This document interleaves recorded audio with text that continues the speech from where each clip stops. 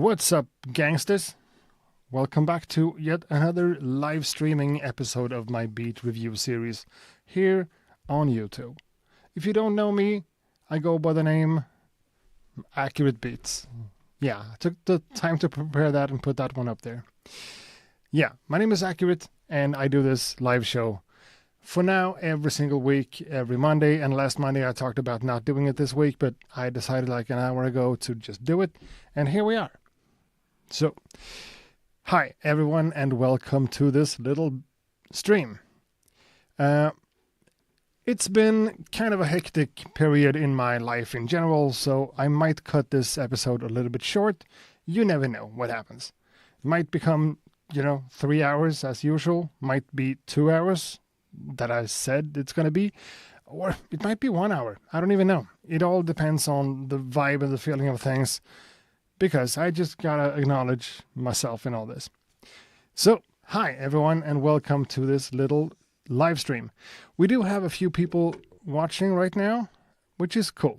I appreciate that. Hi. Now, a quick little introduction of this entire thing.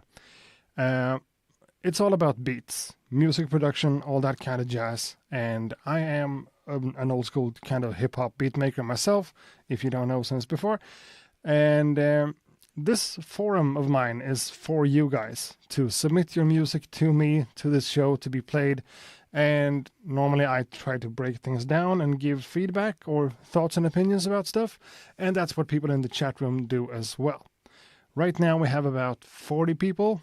Sometimes it's around 100. Sometimes it's, I guess 65, 70, 80 people, something like that is normal in the highlight of the stream. But when we've done this for 3 hours, we're normally down to something like this, 40. And right now it's just about to start. And how do you participate in this entire thing? That's a good question. I'm glad you asked. Yeah. Fuck me.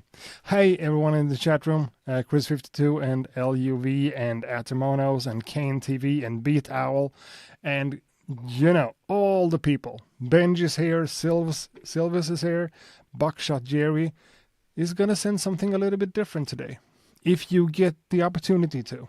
Because how do you get featured? How do you become a part of this entire thing? Is it just to send beats over Instagram? No. Could I just send my music over email? No. It has to be done in a really specific and certain way because, I go by the name Accurate. I want things to be accurate in one certain way. So the way everything is handled is through my website, which is... No! I almost got that right. Oh, down there.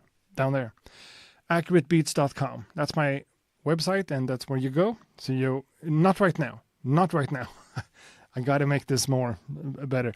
You can't go there right now to submit a beat because it's closed, but it's soon gonna be open. Within minutes, I'm gonna open up my web browser and refresh my website so you can do this. And then you go to accuratebeats.com, you click the beat review page, and in there you can submit. And it's basically a little web forum form. It's a web form where you attach an MP3 file less than 10 megabytes and just hit send, and it's going to arrive and we're going to listen to it. But lately there's been just a lot of music coming in, which is awesome. That's what we do, and that's the entire point of this.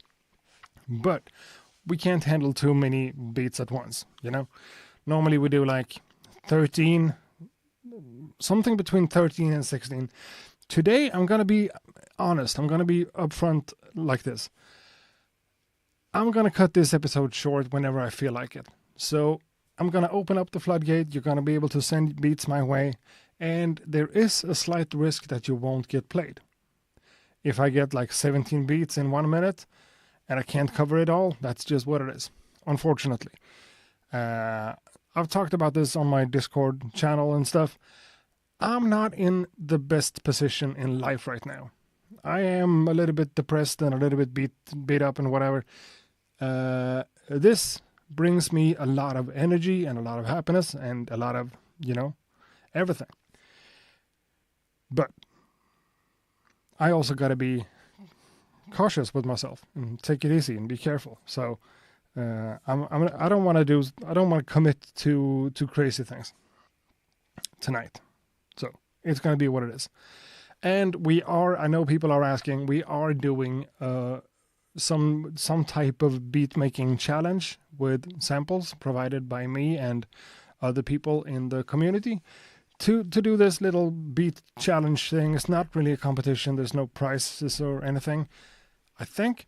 But just a cozy little thing. Instead of just sending random beats, you're gonna get like 1 or maybe 2 weeks to work on a beat with a sample, submit it the same way, and we're gonna cover it all. But like discover in how many different ways you're able to flip and use a sample. That's kind of cool. So.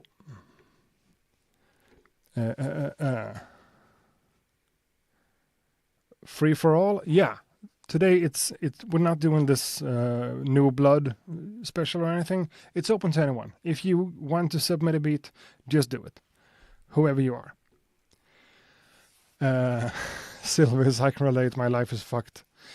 Yeah, I don't want to go as far as saying that my life is fucked, but right now I'm just not in the best position. Things are up and down. It's ebbs and whatever it's called. Let's not dwell on that, though. Let's get into my website and open up this form for you guys to submit beats to the show. Okay? I'm just going to update it right now.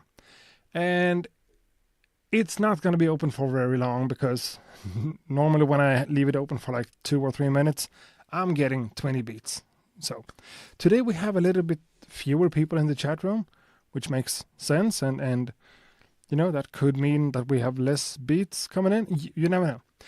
So if you're not that tech or internet savvy and you are on a website right now, you got to update your browser whenever I hit start here. And there's a delay between me and you and all that stuff, but we're just going to make the most of it. To be clear, I'm updating the website and opening up the form thing on the beat review page now. Which means when you hear that, it's definitely updated. You should be able to refresh your page and just get in there. And if that works, my inbox is going to start buzzing away and there's going to be beats. There's going to be beats. Really looking forward to listening to some music today. For real. It's not that I'm depressed and I don't want to do this. This is awesome. But, life is more than just this. Let's not dwell on that. No, let's not. So the chat room, people are understanding. How do I submit? Sorry, just came in. Well, hurry up. AccurateBeats.com. There's this beat review thing and a form. Use it as you use any web form and it's going to be arriving. So far we have 9 beats. Okay, so far we have 9 beats, which means I'm going to close it in a few seconds because we can't cover too much because, again, I'm going to cut this episode kind of short, I think. It's already up to 15. Okay, that's it. So that's the thing. Can I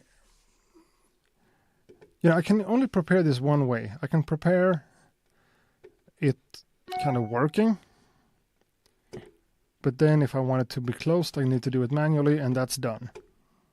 Okay, so again, I'm honest. I'm trying to be transparent, So far, 19 beats came in. So just to explain myself, the idea here is not to critique anyone or to be mean about anything, but giving you guys a little bit of feedback from my perspective, and everyone in the chat room is helping out too, a lot.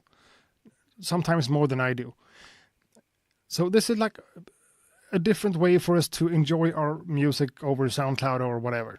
Just if you're a part of this community and a part of the stream, you have the opportunity to be heard. It's not the biggest crowd ever, but it's still a thing. It's our own little boys and girls club, you know. So I'm not just playing the beats. You know, we're listening to a piece of music and we're talking about it. I like the snare drum of that one. The bass feels a little bit off or a little bit too silent, too quiet or whatever. So we're trying to analyze things as we go.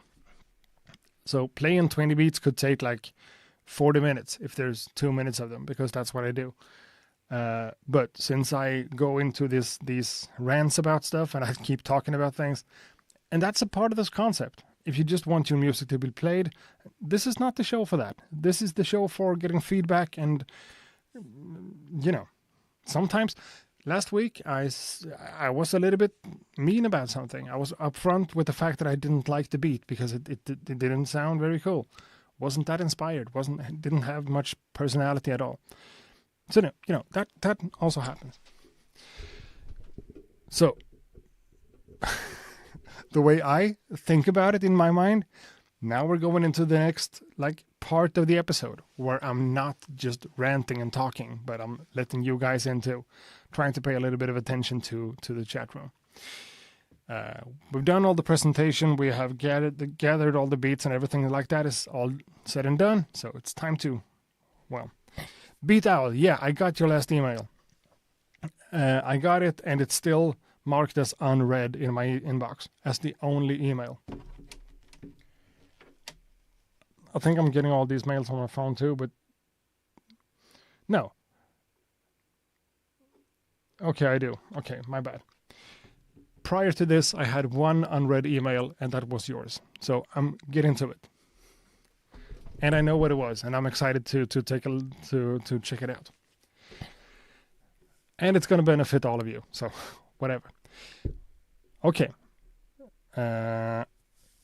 We have 20 beats. 20 beats gathered from the website, from you guys to me. Which is awesome. I appreciate it and I love it, and that's just, woo, it's fucking great. But I'm not gonna be able to cover everything in this stream. And I don't think everyone wants to either. Sitting around for over 3 hours to wait for it doesn't make sense.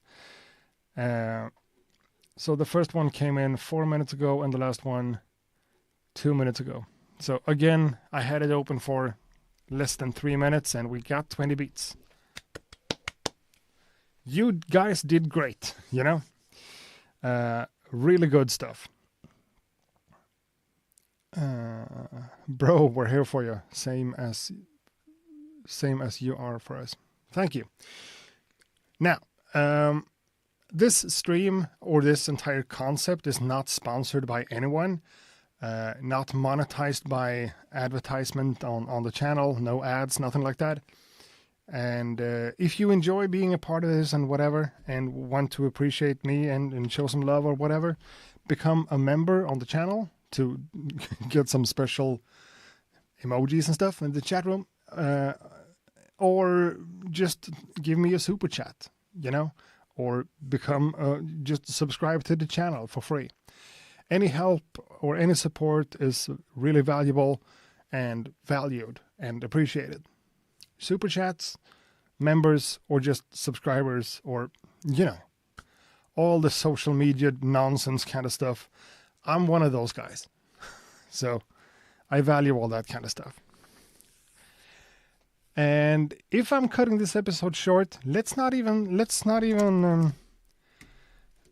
VLC. That's the name of the app. I think we should just get into it, you know? I can sit around here talking about my personal situation, but that's not what we do in this show. That's not what it's about. This is about you and your music, and I guess my opinion about the music. Made So Well shows up with a chat, super chat, right off the bat. Beer is on me, duty, buddy. Not beers though. I don't drink much alcohol at all right now because my mental state doesn't really allow for it. So, Coke Zero and water. That's what we're drinking. Gonna use the money you sent me for a cup of coffee though. I hope that's fine. I see you have the microcorg too. How is it? Is it worth it? I made an entire video on it on like the launch day of it. I had some good things and some bad things to say. It's not my most used synth in my setup, so to speak. I use the multi-poly way more than the Mini Freak too. Mini Freak? What are we talking about? Am I? Oh, okay. Sorry. Microcorg. This I used to have the Mini Freak over here. So yeah, the Microcorg 2 is what we're talking about. I love my multi-poly more than that one right now, but you know, need to spend more time with it and get to know it and dig into everything. But yeah, the original Microcorg, Illinois has it. I hate that one. One of my least favorite synths of all time. Just gonna leave that there.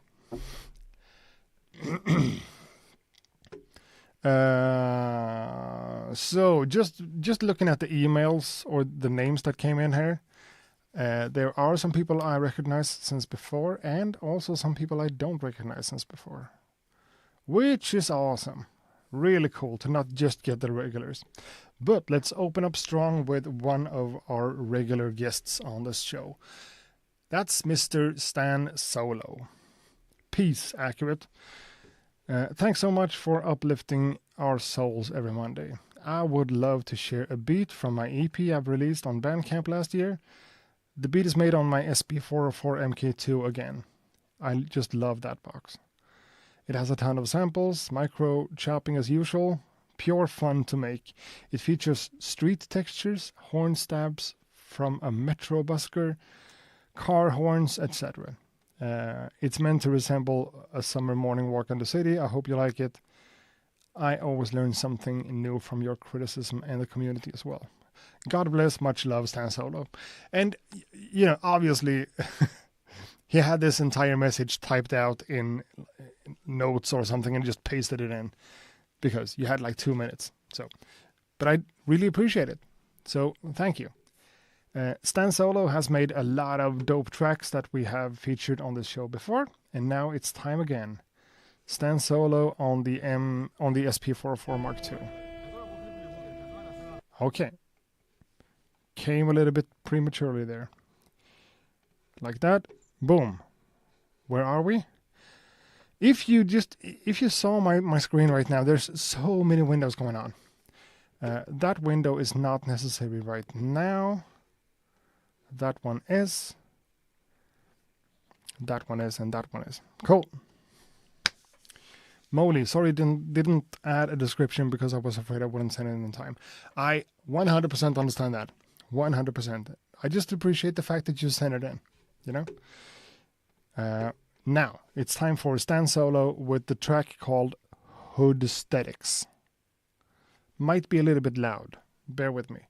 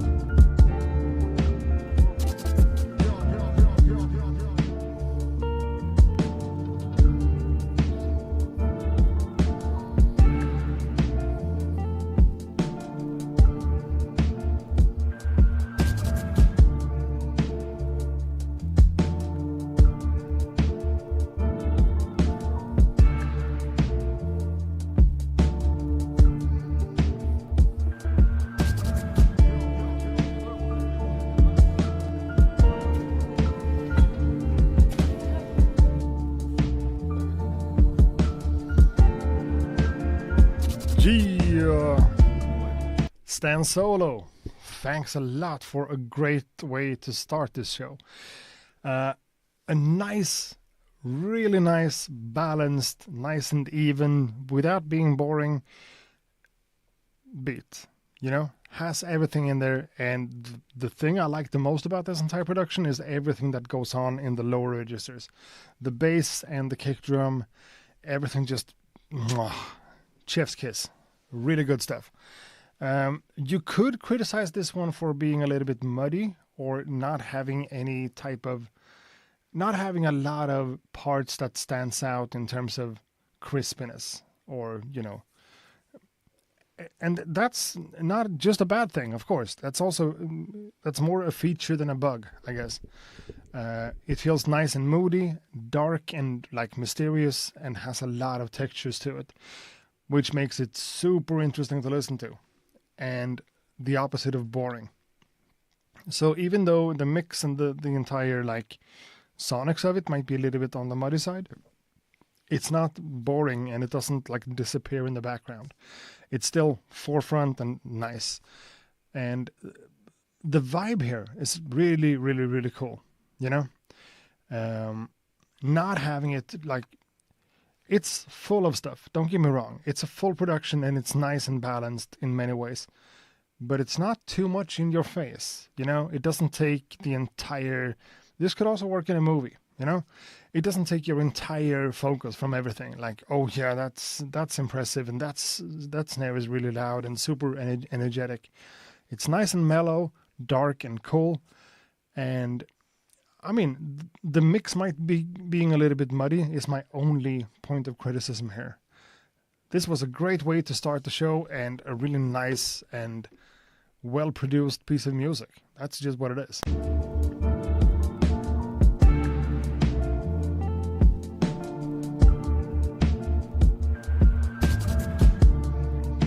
The bass line, you know, with a bass line, with a rhythmical bass line like that, it's easy to get overboard. To go like bum bum bum bum bum bum bum in the background. You don't need it. This is busy enough.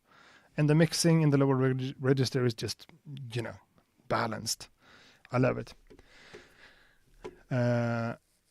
Almost a little bit too smooth. Where is the build-up and the energy? That's a good question, but does everything need a massive build-up and a lot of energy? Maybe not. Some music could just be like, you know, every single piece of music doesn't have to be a sprint, so to speak. It's a marathon.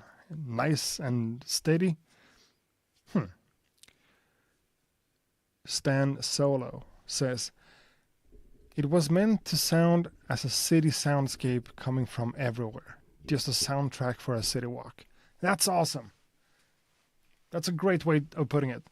And sure, some of the like field recording stuff makes the entire vibe feel like that, but also the overall like vibe of the music. It feels like walking in the city in like the evening or in the middle of the night even. Just a lot of stuff going on, textures and beauty, you know. Opening credits for a cop show set in Cali. Maybe, you never know. Could be something like that. This plays over a montage of the city at night. Yes, everyone agrees. Awesome. Very moody, soft and smooth. Listening to this with open headphones, the ambience and the sound fields are on point. It has its own character. Yeah, it really does. And, you know, using a field recorder to grab some sounds just wherever you are and just incorporating that in music is cool. It's a great idea and it's a cool concept. I don't do it a lot myself because I have this issue where I want things to be too clean, and incorporating like street sounds becomes too messy for my way of working, because I'm working in loops and stacking things up. So then I would hear the same samples over and over and over. I can find workarounds, but this is cool. Much appreciated, Stan Solo. Thanks a lot for submitting and again, willing to be a part of this show. To me, that's awesome. I appreciate you a lot for that. Stan Solo. And the next one is someone we recognize from last week, Mr. Oliver Jones, who says, "Hi, Mr. Beats." That's not the way you're supposed to interpret my name. My name is Accurate, right? I go by the name Accurate, and Accurate Beats is the name of the channel because I couldn't just do Accurate. So it's not like my first name is Accurate and my last name is Beats. Still kind of fun though. Now, you might hate this. It's certainly not boom bap. But you might at least appreciate that its construction is not loop-based. It develops. I think that is why I'm quite pleased with it. Might be loud, so go steady. I like to fill up all the bits. Okay, I might hate this. So we had a great start with Stan Solo with this nice and moody track, and the second one from Oliver Jones, I might hate this one. I don't know if that's true though, but let's have a listen, Let's listen to Oliver Jones. Might be loud, so let's turn it down just a little bit.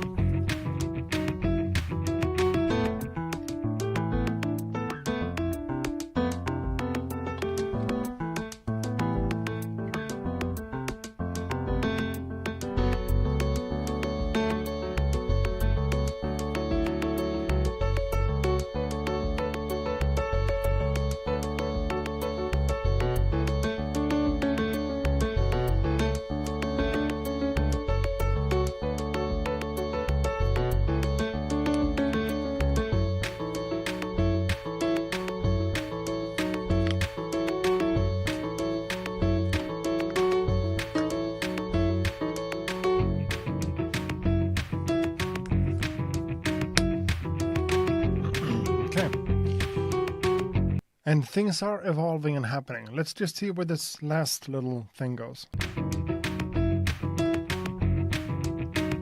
Okay, my bad. I thought something huge was happening. So, first of all, can I be... allow me to just go on this little tangent here. I used to make music in Propellerhead's Reason back in the days. And before we had like fast and cheap SSD drives or anything like that, I wasn't able to always save all my beats the way I wanted them to be saved. So I basically took my project in Reason and I extracted it or exported the thing as a MIDI file. One single MIDI file with all the information about the different tracks. So I could just take it back into Reason and just make some tweaks to some sounds and whatever. Just assign the different MIDI channels to different channels. Yeah. And whenever I didn't do that and I just took the MIDI file from my project with every single instrument, and just put it into Logic and just assigned it to the first preset instrument, which was a piano, it sounded a little bit like this sometimes. Because, the drum pattern was played on the same piano as the melody and the bass line. Everything just went through the same MIDI instrument. And everything just became crazy. So I had to assign the drums to an actual drum track, and But before that, everything was piano. It's just all piano all over the place. And this feels a little bit like that, but better and more thought out. But there's a lot of piano, and there's a lot of like melodies playing off each other and stuff. And it's interesting, and it's cool, and it's impressive. Is it a little bit too hectic for my taste? Yeah, maybe. But there's a lot of cool musical ideas in there that I do like. And whenever the drums comes in, it just changes up the vibe. And what you said in the email is that it's not loop-based and it's constantly evolving, and that's really cool about it, for sure. What kind of music is it though? I don't know. If you would have reassigned some of these some of the piano parts to synths or whatever, I think we have a little bit of chiptune-y stuff going on if we wanted to, with all the harmonics and everything.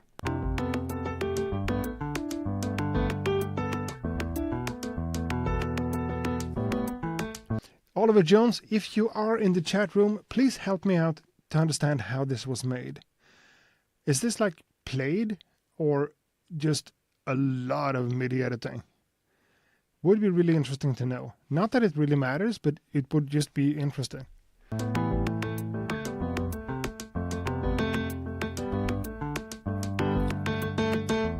Yeah, it sounds a little bit too stiff to just be straight up playing.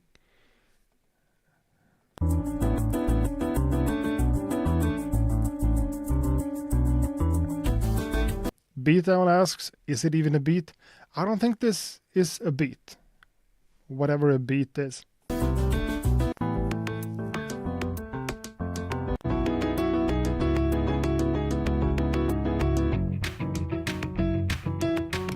But normally when someone like me, from my perspective, talks about something being jazzy, it's always these... Oh, that's a weird sound.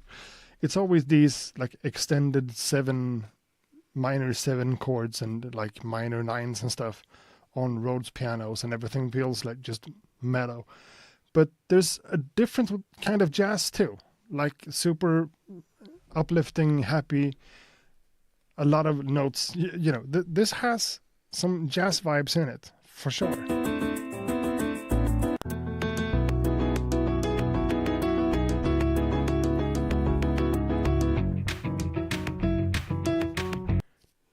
Yeah, it's more jazz than hip-hop, for sure. It is. Do I love it? It's a little bit busy for my taste, but it's cool. It's cool. And really good job. Nice work. I mean, there's a lot of stuff going on here, and it's impressive, and it's cool. Made So Well helps out in the chat room. Thanks a lot.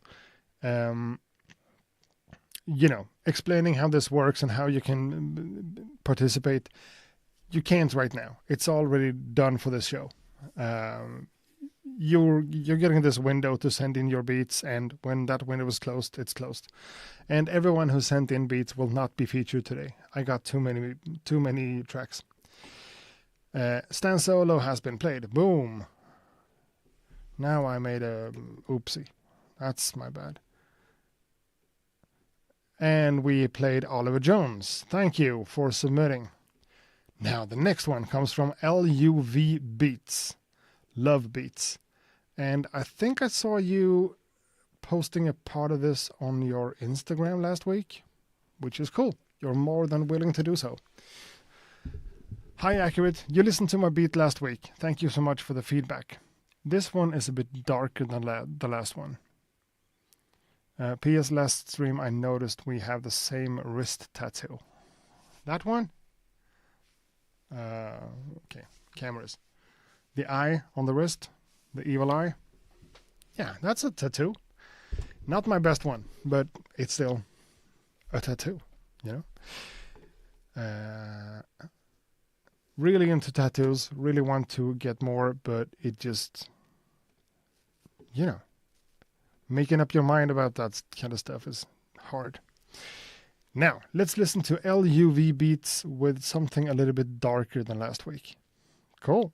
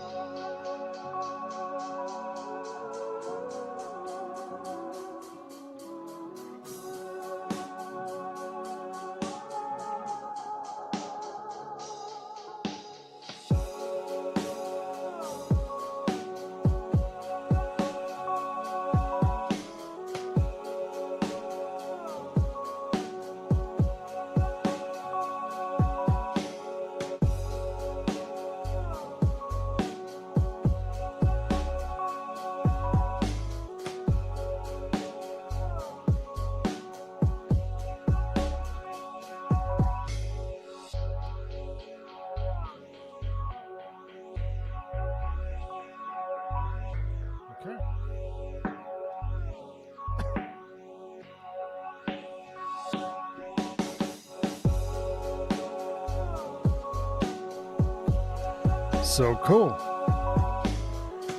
Nice and moody, a little bit dark and everything. Yeah, cool. Love that. The kick drum here, it's just an awesome kick drum. And it's used really, really well. And, you know, we don't talk about time signatures a lot. And like odd time measures and whatever. This isn't that odd. It's just whatever people want to call extended 3/4, like 6/8, or it's basically 4/4, but it's, you know,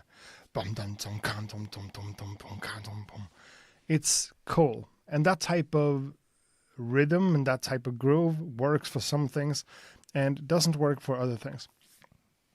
In this case, really, really nice stuff. The kick drum stands out because it's just an awesome kick drum. And I mean, is this like a Nina Simone sample? It might be. Who cares? It's chopped up and it's reworked and it's really, really cool. And all the different bits and pieces here fits really nicely together. Both in terms of rhythm, musicality, and pitch and everything. This is cool.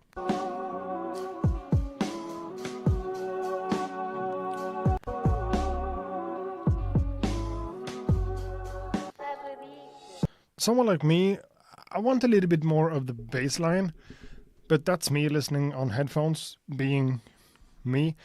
Other than that, I don't know, the snare drum feels a little bit less awesome than the kick drum, but still.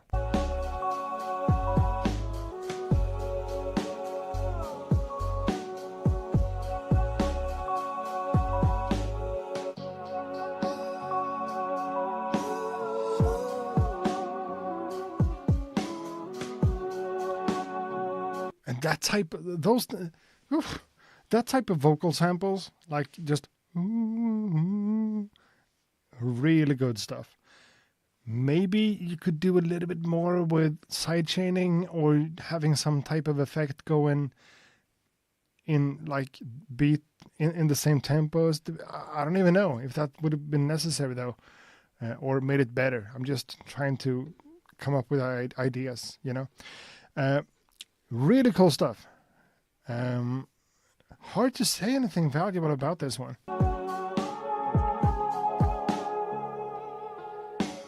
That's beautiful. That's just that little swish and that the sample kind of folding in on itself. It's a filter, I know, but still. Maybe I was wrong. Maybe the bass line doesn't need to be louder, you know? What is meant by extended 3/4? I don't know. I'm just saying words. I'm just stacking words on top of each other and create sentences. And sometimes it doesn't have a value. To me, 3/4 is bum dum dum bum dum dum bum dum dum, and 6/8 is bum dum dum can dum dum bum dum dum can dum dum bum. This is 4/4 in triplets. Okay.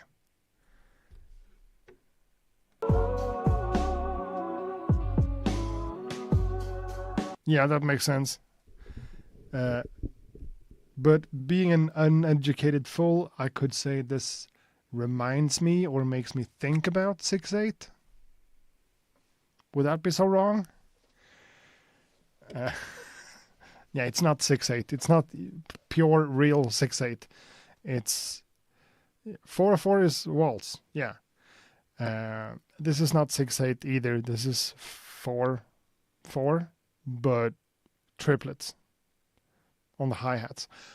However you want to break it down, yeah. I would simply call this good music. That's also a thing. And you know, adding some filter sweeps and just doing some stuff like that with the sample makes a lot of sense, and it goes a long way.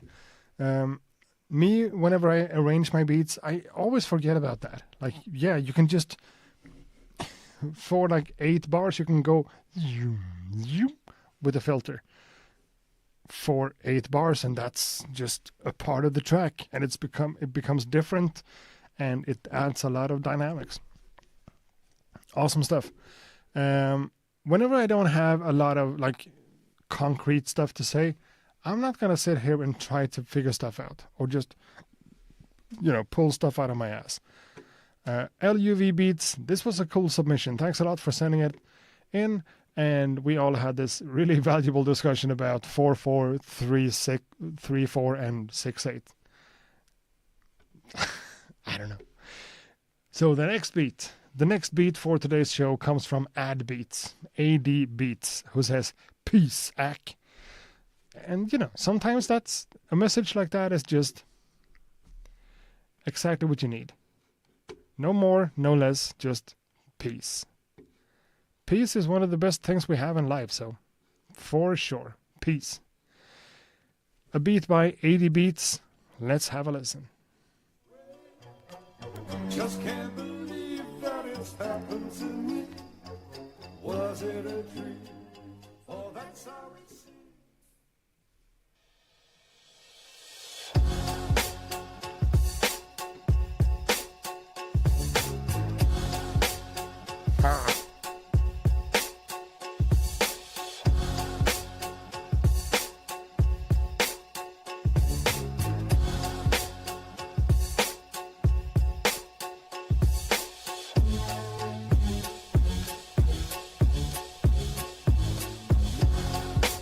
Nice.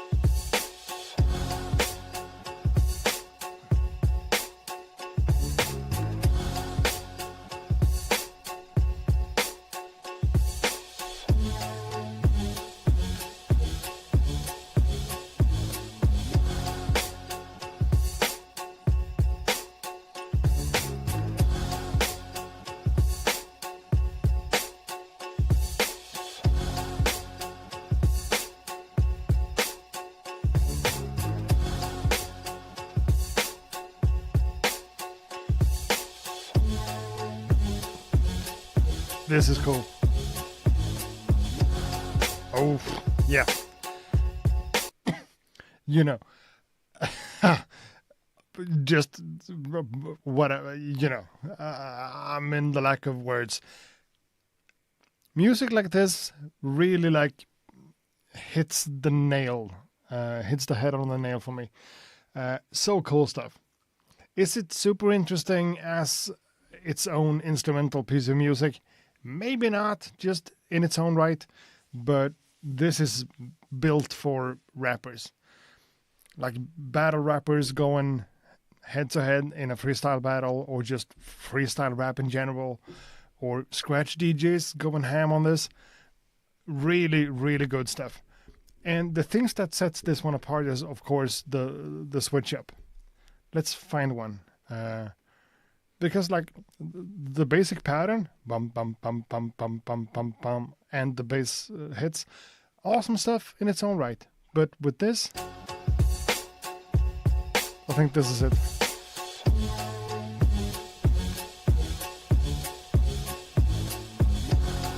Oh. It's just really, really good stuff. The only thing, because since the intro is like this. Was it a dream? Oh, that's how it seems. Just can't believe that it's happened to me. Was it a dream? Oh, that's how it seems. Adding parts of those vocals in like a chorus or something for this, then it's just straight up an MOP track, you know? So not having any of that, a little bit disappointing, but it's just fire for what it is. Someone like me with like my soul in this old school kind of hip hop stuff where everything sounded like this just appeals to me. I love this for what it is. But we also gotta acknowledge that it's not that interesting as an instrumental piece of music. It's a hip hop beat for rappers or whatever. But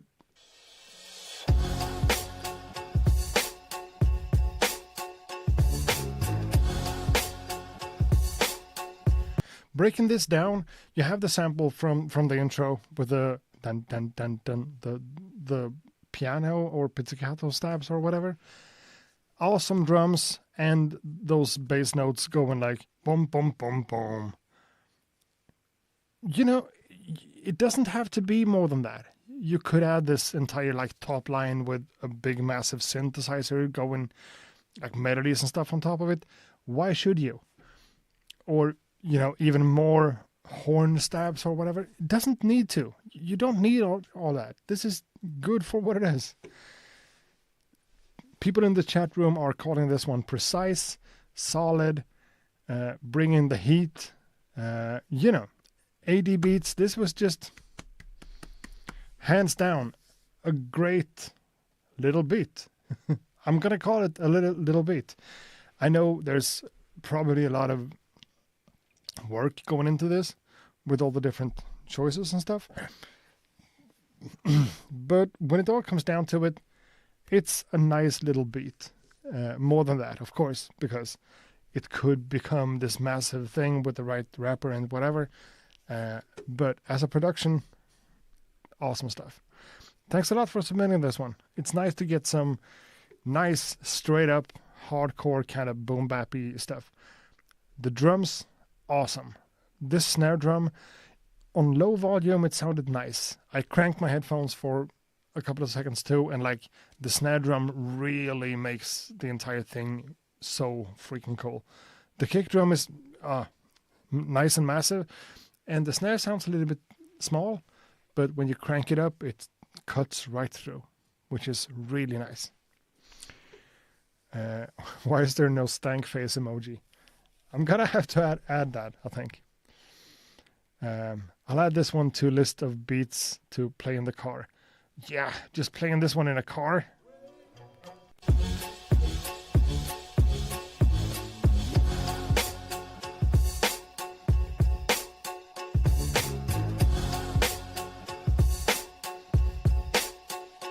some cool stuff going on with some symbols and stuff in the background. Awesome stuff. I appreciate it. Thank you. And the next beat for today comes from someone I don't recognize since before. Awesome stuff. A name I'm afraid to pronounce.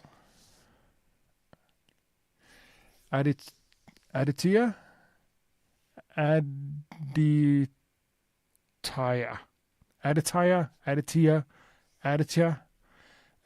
Chowdhury. Adia Chowdhury. I don't know. Who says hi. And the track is called Incomplete Beat. And that's fine. You don't need to send me a full finished production. It could be an incomplete beat. And we don't know anything about this one, so let's just go.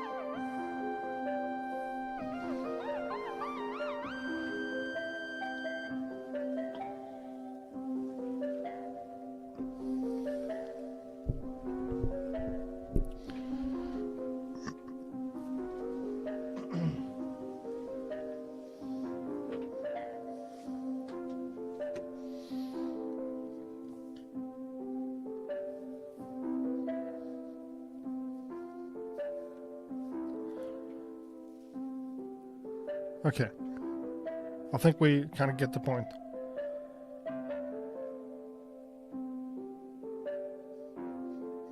Nice though.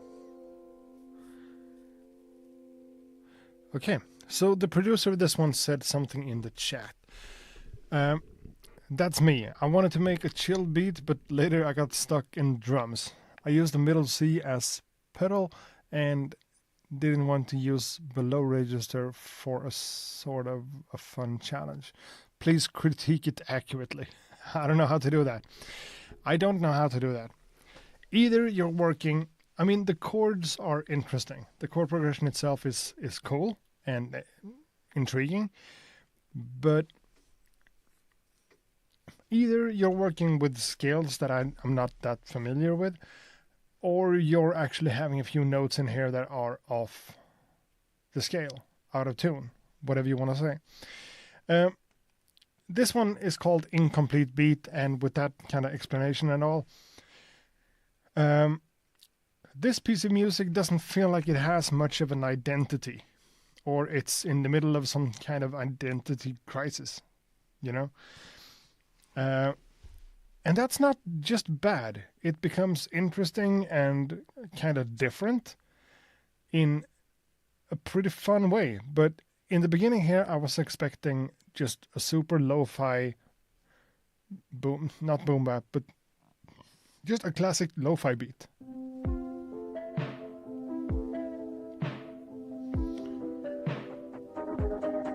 With a little bit of Zelda vibes. And then this is strange to me. Not bad, but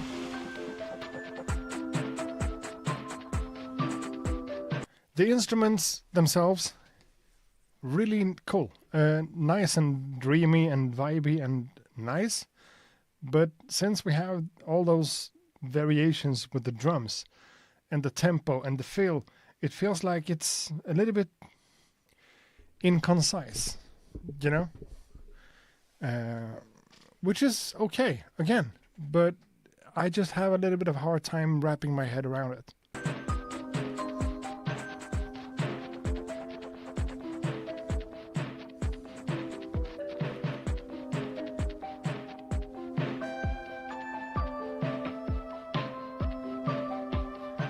The way the melodies plays off each other is really cool. They have this really cool relationship between the two different parts, but it doesn't like.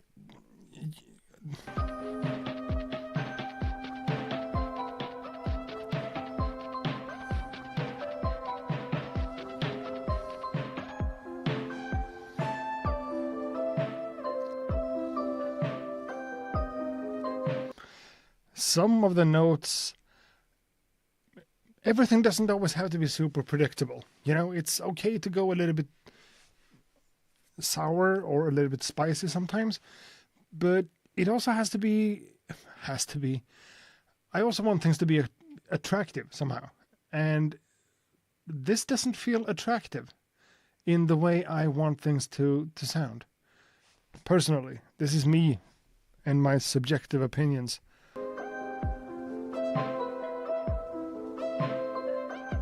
That little distortion kind of thing going on together, it's nice. It's all nice, but someone said it lacks direction, and I think that's what it is. It's not finished and it's incomplete. I know. I'm just trying to wrap my head around this to give you some kind of feedback on where to take this. Me personally, I would love to hear this entire thing in half tempo. Not going at all. This is nice.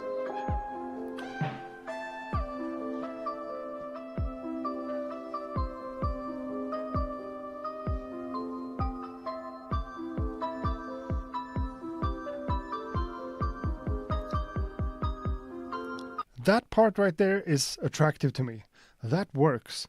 It's a little bit wonky when it comes to the pitch, but it still works because it's different. That synth is cool.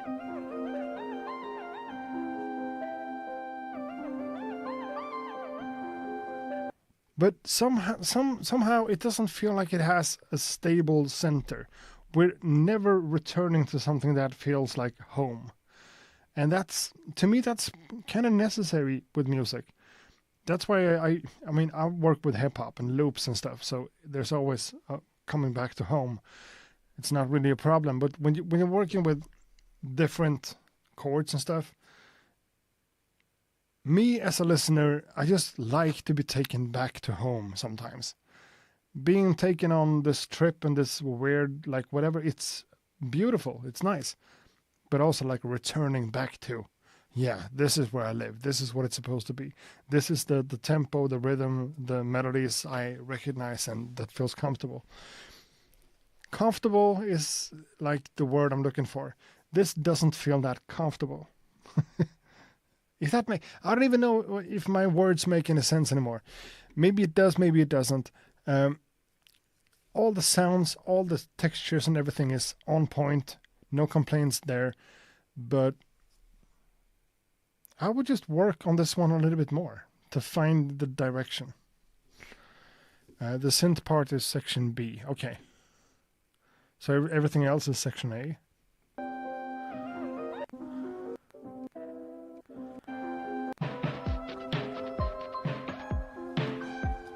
This entire section with the double tempo, I have a problem with that personally, but yeah. Silvus says, I would just simplify. Pick one, but that you like, and pick one part, I guess, that you like, and make that as the basis for the song. It sounds like 5 different genres to me mashed up. Yeah, a little bit like that. And being a little bit all over the place is not just bad, and you can combine genres and styles and stuff. But this was maybe a little bit too much. Still a nice piece of music, and I don't hate it. It just feels like you kind of need to find the direction and ease in on one or two ideas and just keep it constrained like that. But yeah, let's move on to the next one. Thanks a lot for sending this one in. It's an interesting piece of music for sure. Now, let's just keep them coming, you know? I think I heard something.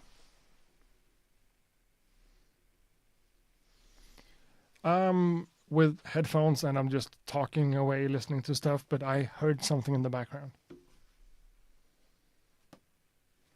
Yeah, might just be a ghost. Who knows? Who cares?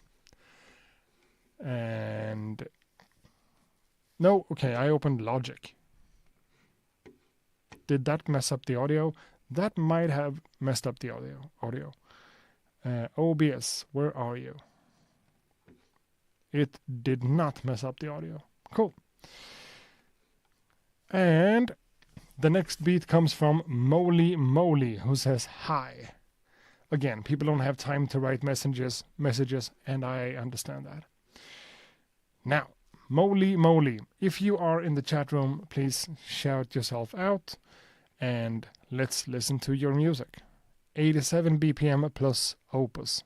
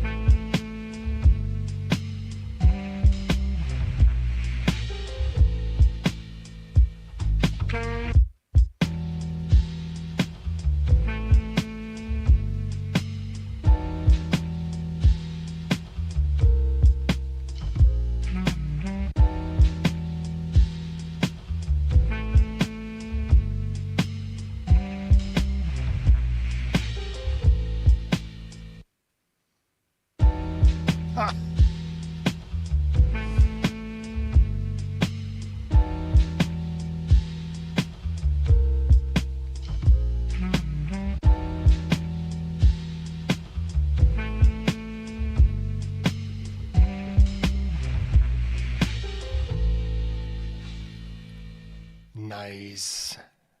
You really fooled me with that dropout. I thought it just ended and it came back. You got me. Moly is in the chat room and says, I always have a lot of difficulty mixing kick. Yeah, that's a challenge for sure. But you know, you're working with pitched down jazz samples and you're having the best vibe and the best feeling ever. It just feels nice. It's a nice piece of music. It's just cool. And the vibe is, I'm getting a little bit of Inspector Gadget, kind of like mysterious detective looking for stuff.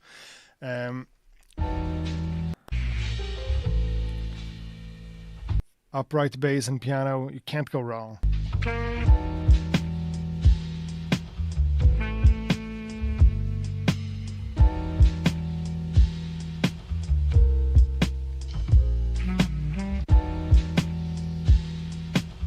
Someone said something just right.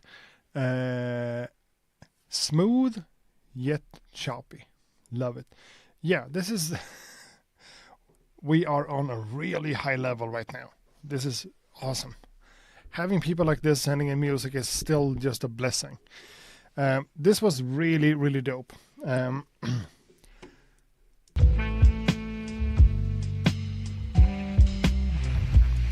What I think is difficult about this type of music, not to listen to, but to make, is to make things consistent and concise. You can't just pair up this type of upright bass jazz sample with whatever drums you want. You know, if you have a kick drum that feels a little bit too synthy, it just doesn't work. It sounds too produced and, you know, just doesn't work with the style. In this case, I think you hit the spot. The kick drum sits nicely in the mix, as OPDVX says.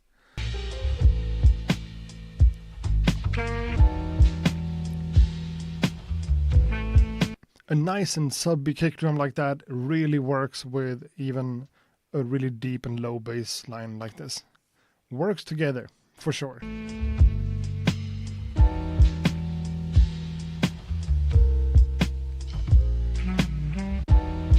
And you know, when you analyze the musicality of it, it's not that complicated, but since you have all these different types of chops going on top of the bass line thing, with the, I don't know, if is that like a saxophone pitch down, and the piano, it just feels, it feels better than it is. It feels more well produced and well thought through. I'm not sure it is. Maybe you just kind of like did a little bit of this and a little bit of that, and it's nice, but it sounds like there's a lot of thought going into this. And yeah, the swing on the drums works beautifully in this genre to me.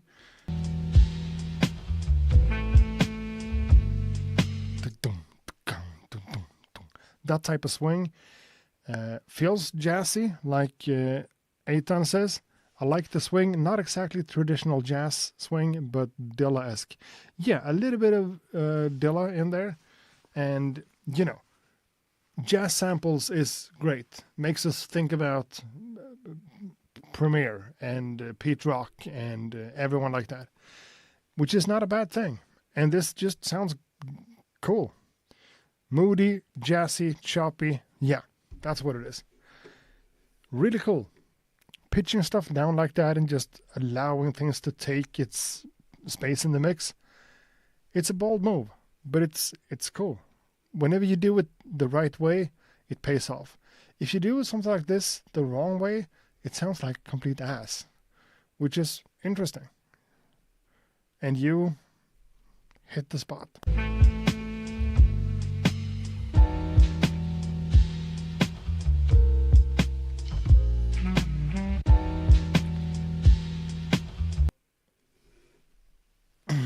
Vote Utopia says, nice swing. I'd maybe put a tiny bit more reverb on the snare. Very cool. That's the sound again. Like, whatever. And I don't agree with Vote Utopia. No reverb on the snare is, more reverb on a snare is never a good thing. You know? Stan Solo is leaving us for tonight. Peace out, Stan Solo. Thanks for submitting beats and being a part of this. You are one of the participators that really makes this thing work. And this came in from Moly. Yeah. Really good stuff. Nice and jazzy, moody, dark, pitch down, nice swing. The kick drum, don't even think about it. It just works. Could it be a little bit louder? Maybe. Could it be a little bit quieter? Maybe. I think you made the right choices here. And the next beat comes from HBR36. Hey, hope you like it. Raindrops version 3. Let's check this one out. HBR36. Someone I don't recognize from before. Let's go!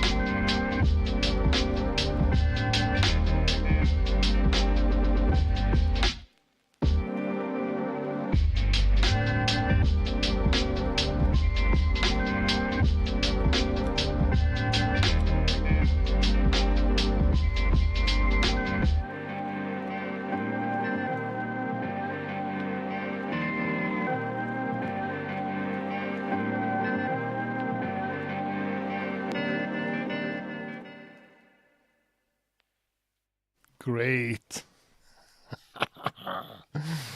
Fucking great. And this camera has now become choppy, so let's boom. So, the maker of this one said, "That's me. For this beat, I only use samples for both chops and drums. It's made with MPC and SP44, not that original. Haha. I made it yesterday and I didn't have so much time to work on the mix. I think you don't need a lot of time to work on the mix here. This sounds really cool as it is. Having the early snare drum like that is just the right choice for this beat. It's nice and large, nice and big, but still really groovy and really nice to listen to. One of those beats where you kind of go back on the neck on the snare drum, that kind of backbeat vibe. This is awesome. I'm gonna re-unplug my camera and just listen to a few more seconds of this.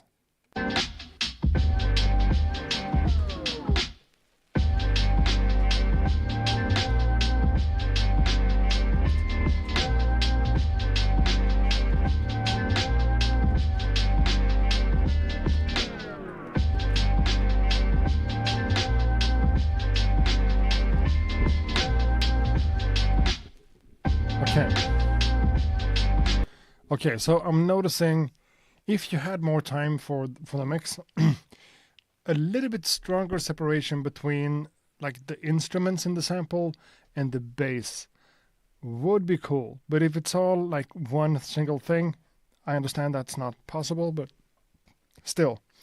The bass here kind of feels...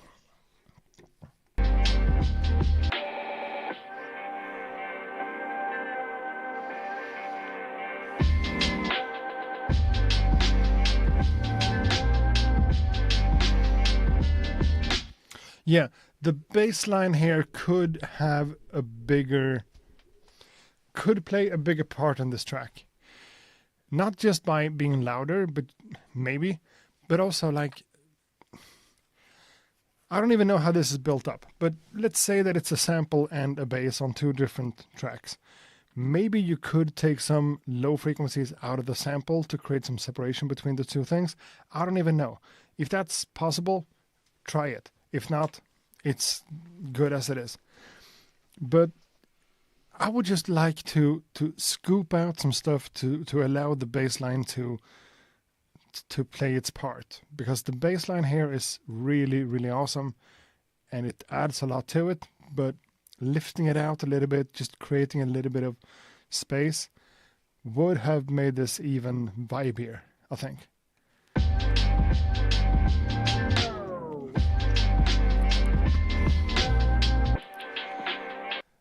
And, not going totally like J Dilla.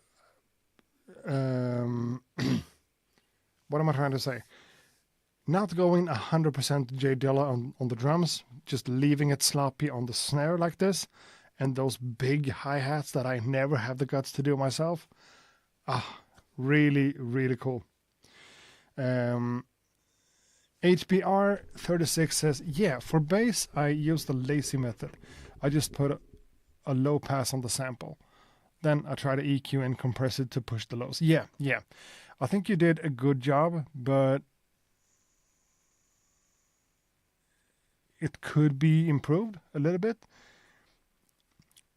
It's nice as it is. It's not that. It's just, I can hear that the bass line has more potential than it's getting.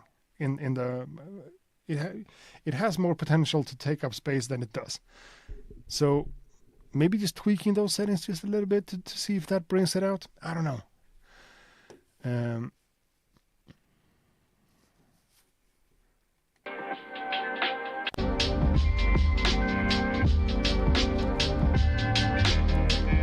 And leaving everything this large and this massive and just... And the drums playing... Nice sample choice. Yeah, for sure. This is just good work. A nice piece of music. A dope beat, for sure. Love it. Thanks a lot, Mr. HBR36. Great stuff. Thanks for submitting this beat, and we all loved listening to it and saying a few things about it. So it looks like we have been through 1, 2, 3, 4, 5, 6, 7 beats. So let's see if we can speed it up. Next one comes from Peter Gaudiano. Peter Gaudiano. Some kind of death beat. Total noob. Dark Mother of Sorrow. .mp3. Okay, a total noob making a death beat. That's interesting enough. Let's check it out.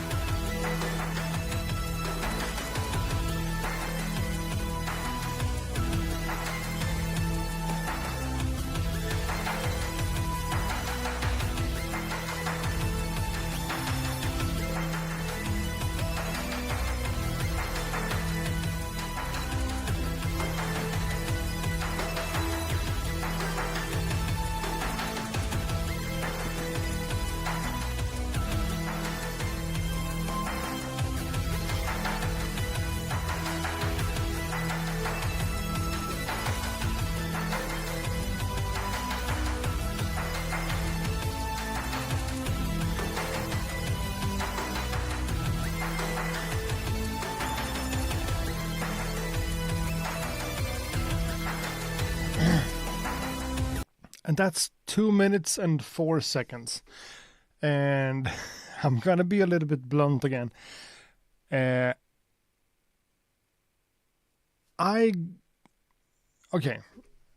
thought about saying I got bored the first minute. That's not true. It's not boring, but I got fed up at like the 1 minute mark. To me, music, we're talking about like melodies and rhythm and harmonies and sound design and whatever, but just talking about sound in this one, you know, I like my synths. I love using synths. I love synthesizers. Multi-poly over here, the Microkorg 2 over here.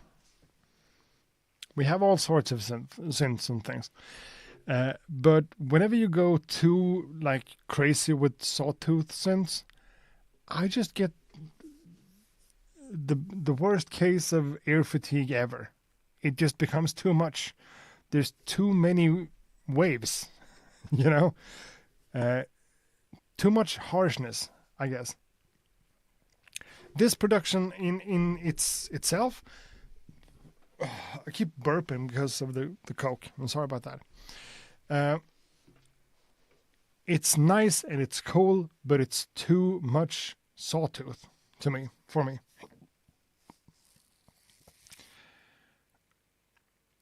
Musically speaking, this is good. This has a lot of counter melodies and a lot of stuff going on that makes sense, and it's really nice. And I do appreciate and I do notice all the stuff you went through with the hi-hat, the snare patterns. It's all really cool. It's, you know, there's a lot of work behind this, and it's an impressive piece of work. But to me, too many saw waves.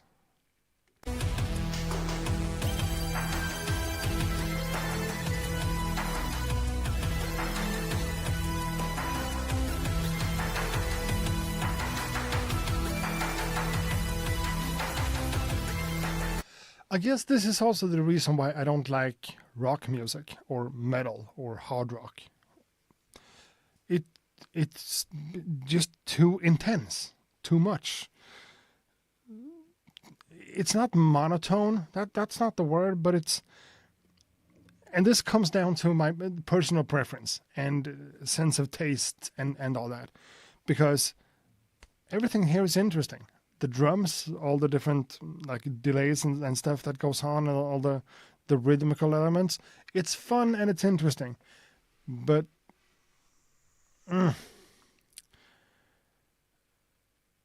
this is also from a noob, okay? I mean, that's not apparent to me that it's someone who's new in this entire thing. You know what you're doing. It's a lot of talent behind all this. It's just me personally with all these sounds being too intense and too much. I don't have any space to breathe, you know? Maybe that's your definition of a death beat. I don't know. Maybe that's what it is. But to me, that amount of saw waves stack on top of each other, and I don't even care if it's all not saw waves. To me, it sounds like that. Harsh, sharp sounds like that has its place, for sure. But on all the instruments, all the time, for everything, maybe not. So I would switch that up if I were you. And I would create a big middle section in the track that's just slower and has more breathing space, you know. Working with dynamics is important. We talk about dynamics like adding hi-hats in different velocities or different levels. That's one part of it. But also like considering the entire piece of music, just taking a step back and just looking at it from afar. Is it just this? You know, is it just a single waveform? It's aggressive and it's cool and it's maybe, you know, to me it's, again, the same word. It's not very attractive. Everything's not supposed to be attractive. Ugly is also cool and, you know, sure. But to me, I need a little bit of variation, a little bit of air, a little bit of breathing space, a little bit of...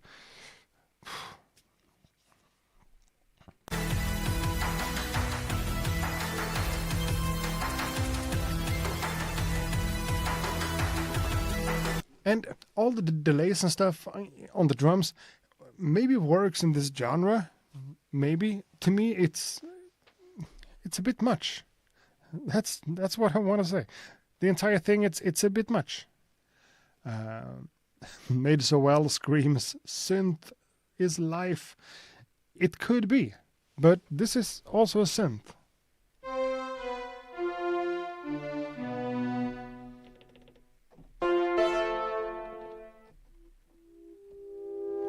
That's also a synth.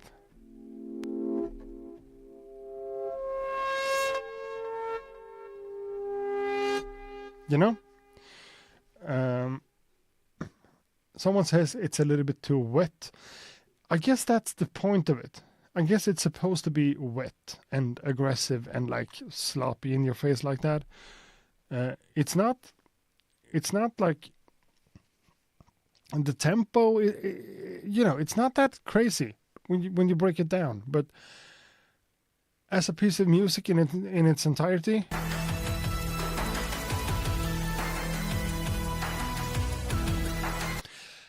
okay, my finishing words about this one is that I have a hard time enjoying it. I can appreciate it, I can understand some parts of it, but I have a hard time appreciating, and that's not what I said. I have a hard time enjoying it.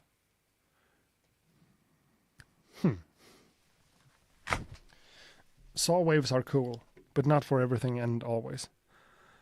Let's skip ahead.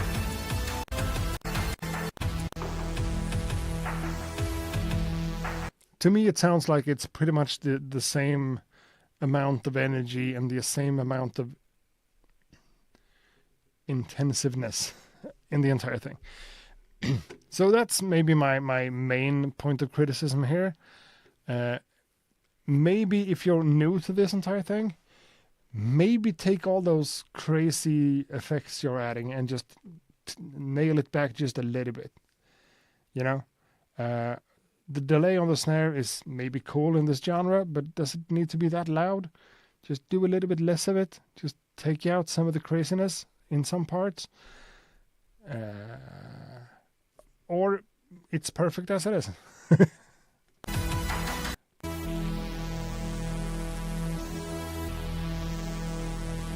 I mean, there's some LFO stuff or some automation and things that are cool here. There is life underneath it all, but too much of it is just buried under this massive mat. This massive mat is what we say in Swedish. This massive wall of sound. Could work for an aggressive video game, sure. Where's the blue light? Yeah, the blue light comes on at the 2-hour mark. You should know that. You should know that. It's not like a rule that we always... You know. Thanks a lot, Peter Guadiano. Gaudiano? Thanks, Peter. I kind of like having music like this in the stream as well. So it doesn't always have to be super uniform, lo-fi or boom bap. Stuff like that, this could be cool too. The next one comes from Leon Harris. Leon Harris says, "Hey, Accurate. Really like the channel. Thanks for all your hard work. Trying to break out of the 8-bar loop habit right now." Interesting. This one has a down-tempo soul vibe made with an MPC X. Hope you enjoy. Hope you can keep your spirits up. Okay. The beat is called Accurate Edit, so he made this edit just for us. And I guess it's 2 minutes. No, it's 3:10. We're gonna play 2 minutes of it, and we're gonna do it right now.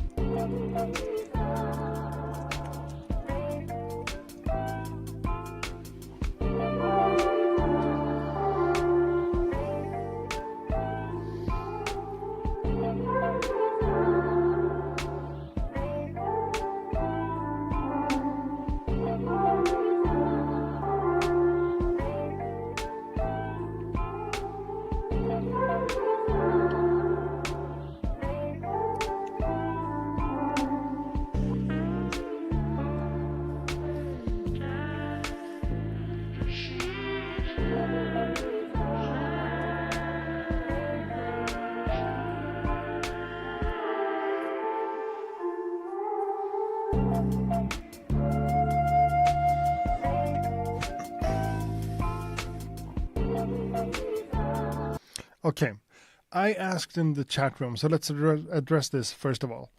I asked, help me out, what's up with the clipping? It's not the stream, it's the music. And some people are saying it's not clipping. Maybe it's not clipping. Maybe it's saturation going a little bit too far. Maybe it's distortion. Maybe it's overdrive. I don't know. But there's something strange going on with the mix of the main sample with the vocals and stuff. Maybe it's just clipping on the way out of the DAW, or just a limiter doing too much work, or maybe it's added saturation. I don't know. Doesn't feel very pleasing though. This track has a lot of potential. The sample is awesome. Some of the processing is a little bit overdone to me, like the reverb and everything. Too much, but still. Silvus says, I couldn't hear any drums at all. Okay, I don't know. Maybe it's just a sample with really low bitrate or something. I don't know. Something doesn't really work with the mixing in terms of the loudness.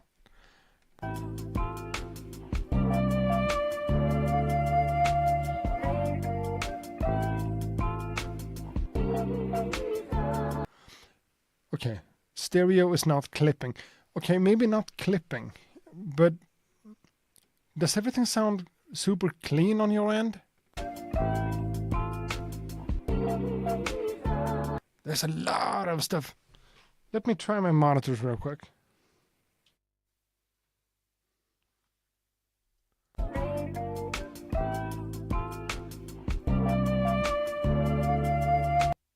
No, it's super.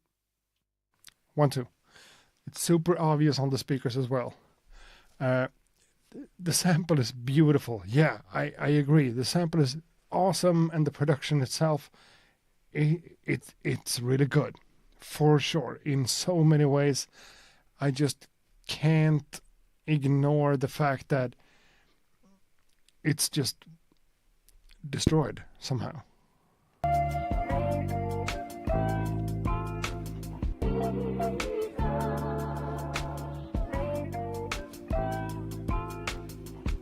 So the producer of this one, Leon, if you did this, if you intended to do this, to make it dirty or whatever, I think you went the wrong route, or just overdid it, because it sounds wrong, you know. A sample like this worked with a sample like this used in this type of way. It's cool to add a little bit of saturation or maybe some distortion on some parts of it, but in this case it just sounds wrong. I love the idea of the track. I love how everything is composed and produced. It's just something about the mixing, the frequencies going. If that was fixed and this was cleaner, I love it.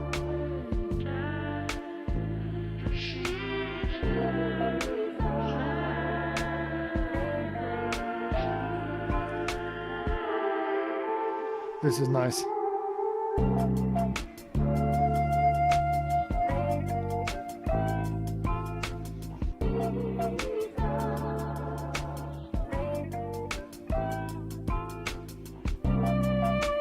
Okay, yeah, maybe it's... Let's not get stuck on that too much, because this piece of music is beautiful. Soulful and nice, with a lot of the soul from the sample kind of flipped on its side, but still kept the entire like vibe of it, but made in your way. Awesome. Really beautiful things. But there's some dirtiness going on there that I'm not a big fan of. People are helping me out in the chat room and trying to point out things. Dale says, I would bet there's a dimension expander, or the master is panned out left and right. Whatever it is, if it could be fixed, please fix it, because that would make the entire listening experience so much nicer. Really good stuff otherwise. I guess it's the bass. could be the bass messing things up. The composition here is beautiful. We really got a few people who really know what they're doing. Yeah, we do. And I'm not really one of them, but I kind of know a little bit. But when it comes to these things, I think it's just a dirty sample that was attempted to be fixed with effects. Yeah, maybe made so well. I'm not sure.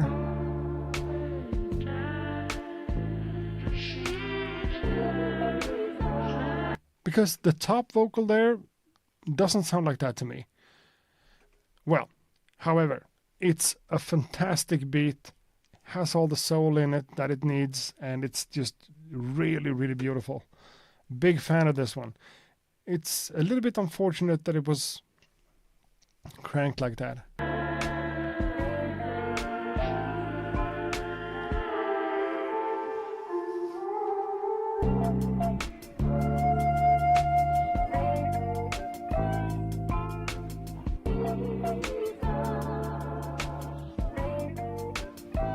Oh, yeah. Beautiful stuff. Leon Harris, thanks a lot for this one. Sorry to be kind of stuck on this matter about the sound, but it affects the listening experience. In this case, too much. Now, we have another submission from Raw Digs. Was featured last week, and it was, I think I'm not confusing myself. I loved your submission. This week, he says, this time I went for a raw and melancholic sound. I also used vocal samples from classic Brazilian horror films, such as At Midnight I'll Take Your Soul by the legendary Coffin Joe, known in Brazil as, I'm not even gonna try. Hope you like it. Okay, cool. That sounds interesting, and if I'm not confusing you with anyone else, you made some dope stuff for the last show. So let's give this one a play from Raw Digs.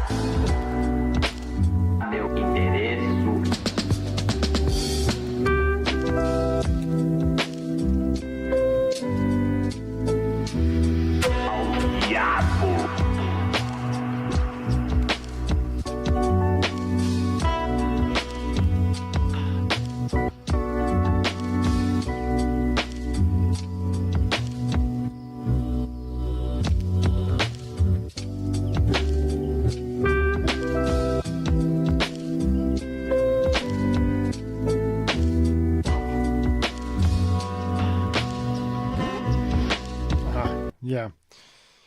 A lot of people has already said 1, 2. What's up with the mic? 1 1, 2. Okay. No, yeah, that's me. I decreased the volume on my headphones, which made me confused. Now, this is awesomeness in in the best way possible. This is really good stuff right off the bat. Great stuff, great stuff, great stuff. The style and the vibe of this one appeals a lot to me. I love this.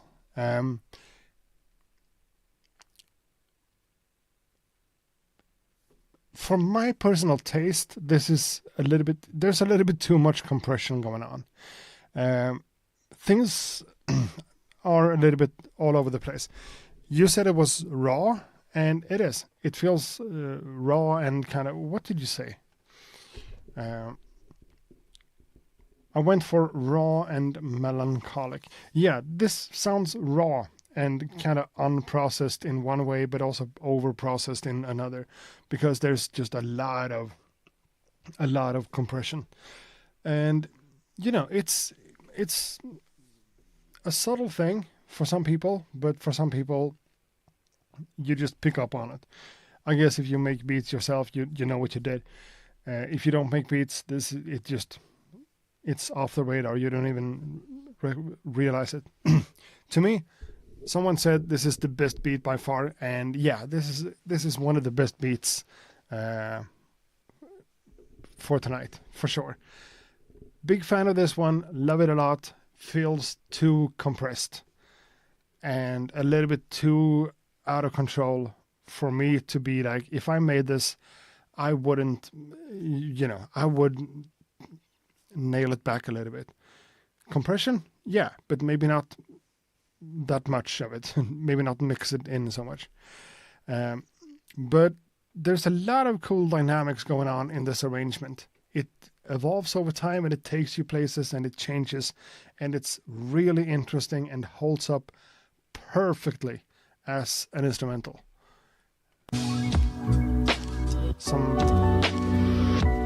Some nice air candy and some really cool chops in there. Really good stuff, and everything is on point, in tune, and everything is just nice. The compression was made intentionally. Yeah, I'm sure it was. You know what you're doing.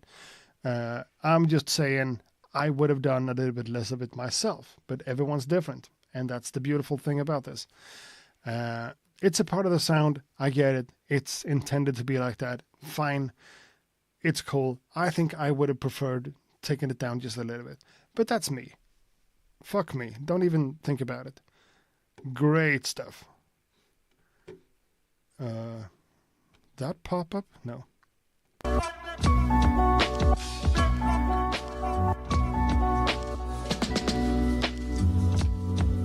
And that little snare fill. Awesome. Raphael Lore in the chat room. Or Raw Digs. This is great stuff. Just like last week, you are giving us some great stuff to listen to. My only complaint is, again, the compression. But that's, again, let's not even dwell on it. Thanks a lot for sending it in, Raphael. You are awesome. Awesome. Silvus is leaving us. I saw your beat just now. It's the next one in line, Silvus. Are you leaving us just as I'm gonna play your beat? You can, it's not like that, but well. Silvus is about to be featured on the show, and we're gonna play his music right now. Silvus said, "A track I made on the Synthstrom Deluge. All the cowboy samples are built up from different movies, spliced up together." Yeah, I play a lot of Red Dead Redemption 2 right now, so cowboy samples is right up my alley right now. Silvus is hanging on for 5 minutes. Cool. Silvus. When the chimes end, pick up your gun. Go and shoot me, Colonel.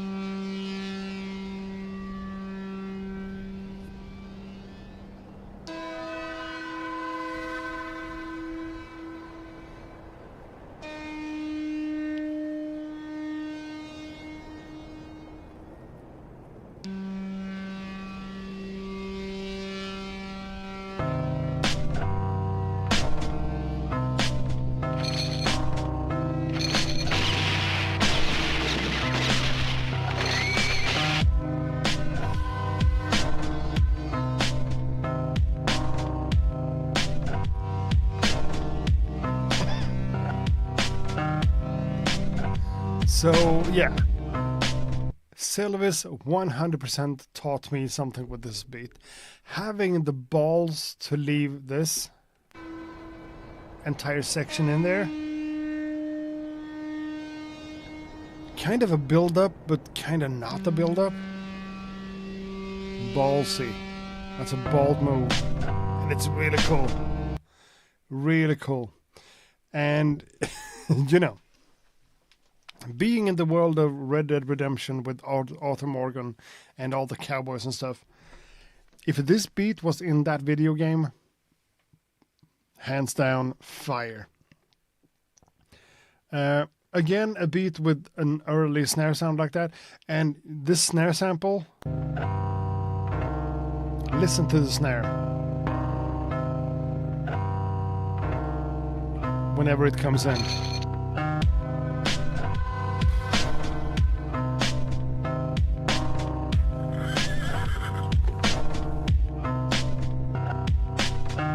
Such a vibe. Awesome stuff. And you stayed in the chat room for this. Really good stuff. Silvus, this is cool. It's different. And again, having this entire section in here without any drums, nothing, just the sounds. Awesome idea. It's cool. And it becomes so effective and awesome when the drums comes back in and everything just runs.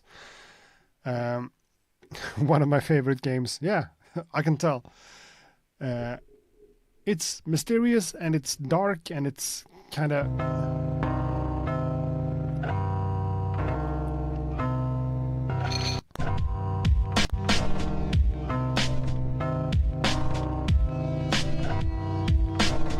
But again, just like I said with another one, maybe try to get, I don't know if it's done or whatever, but if you could, and if you wanted to, create a little bit more separation between the bass frequencies or the bass elements and everything else, to just, you know, could be scooped out and defined in a different way.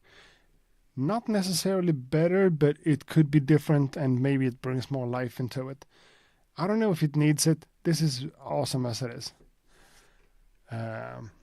The beat is, you know, this is awesome. And musically speaking, there's not a lot of stuff going on, but with all the ear candy, the horses, and the different sound effects, and the tiny little traces of a melody we're getting, to me, it just completes a complete picture of a cool piece of music. This is great stuff. Thanks a lot to Silvus for submitting it.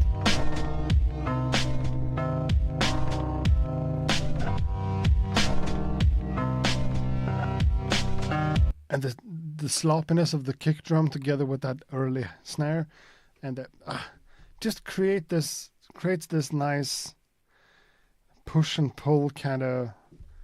It's nice. It's cool. Doing weird and like off the grid drums without going J Dilla is, I think that's cool right now. You did a great job, Silvus. Thanks a lot. Thanks a lot. Now you are free to go. You're free to leave. You've been played and you got my feedback together with the chat room, and everyone seems to enjoy this one. One of those beats that feels, it sounds like you just, you know, it's so much fun stuff going on in there. So it feels like you made this one, you made it sound simple, you know, and that's salute, you know.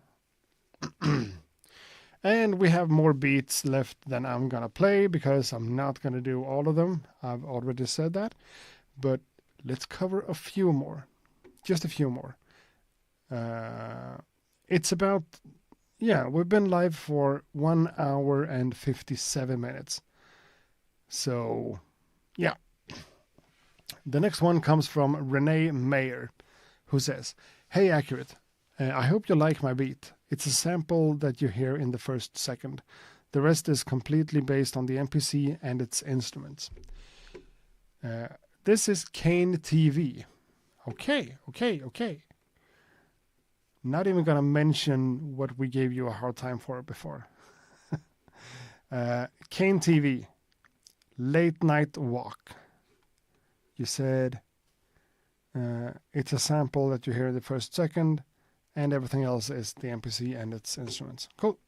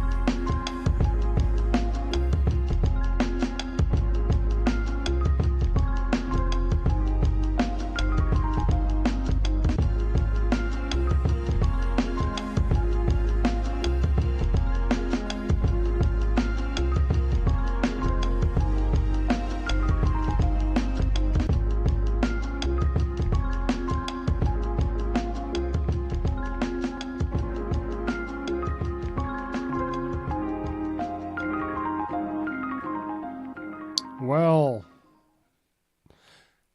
that's awesome. That's really cool. What stands out about this one, of course, the drum programming, really good stuff, some really intricate stuff going on, and the entire bass spectrum.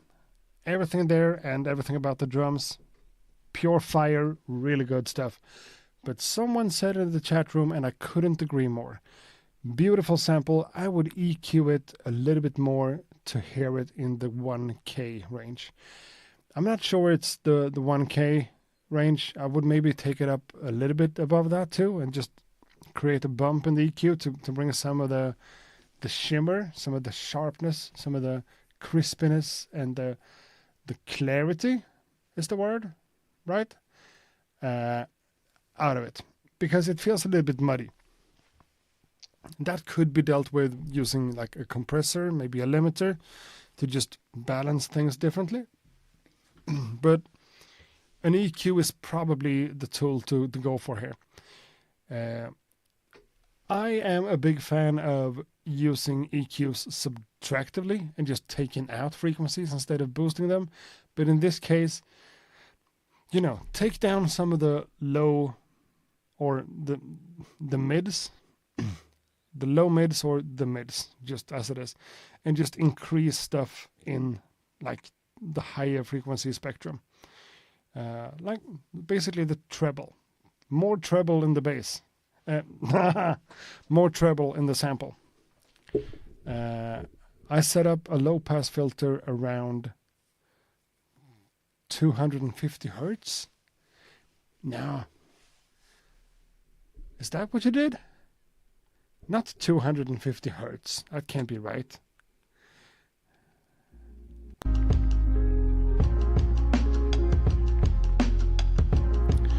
I'm just sure there's more information in the higher frequency spectrum here than we're able to hear.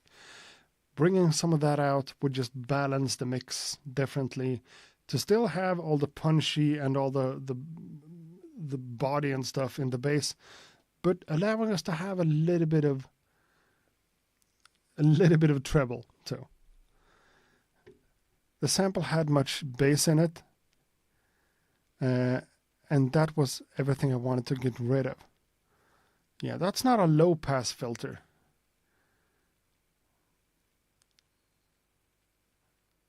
I think we're misunderstanding each other. Yeah, that's a high pass. Yeah. Okay, so you put a high pass to get rid of the bass in the sample. That makes sense. But still, taking out the bass is often good enough. But sometimes you just have to take it one step further and just boost some of the frequencies in the upper register. And that's what I think you kind of want to do here. If you want that. What I'm trying to go for here is just a more balanced mix. Now there's a lot of cool stuff going on in the bass, and that's pretty much it. Because all the instruments over here, and you mentioned the piano when it's introduced over here, and the strings over there, that comes, that's the frequency spectrum I'm talking about.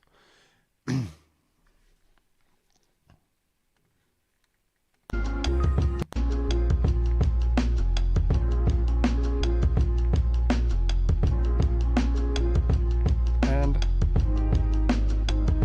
yeah, the entire piano, the sample part of this needs to be boosted in the treble.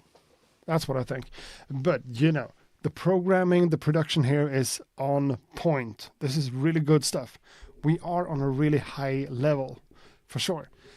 But we could just use a little bit more of the higher frequencies in general to just find a different balance.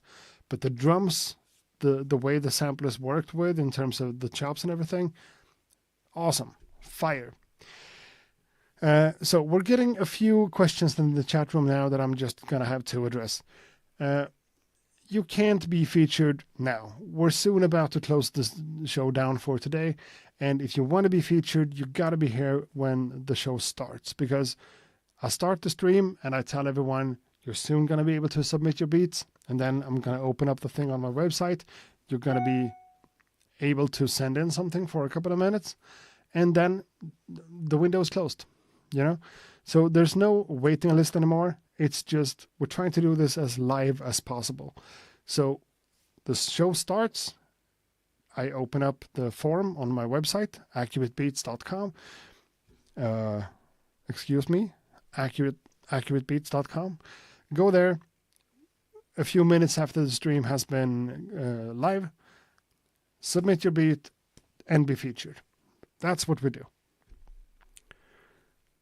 That's what we do. So, accuratebeats.com, my official website. Okay, now let's take that one out. Should we go for 2 more tracks? We heard Kane TV just now. Me going on this tangent about frequency spectrum. Let's do 2 more. Which means Clayhammer and Diego Pontigo. You guys will be played today, right now. Clayhammer, first of all, here's an older track I made, but I'm looking forward to hearing what people think about it. Yeah, and that's the purpose of this show. So send it in, I'm going to download it, put it into my media player, and play.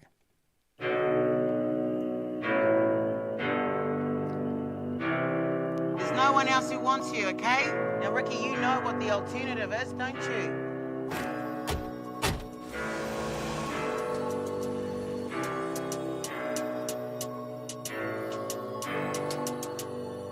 Crazy.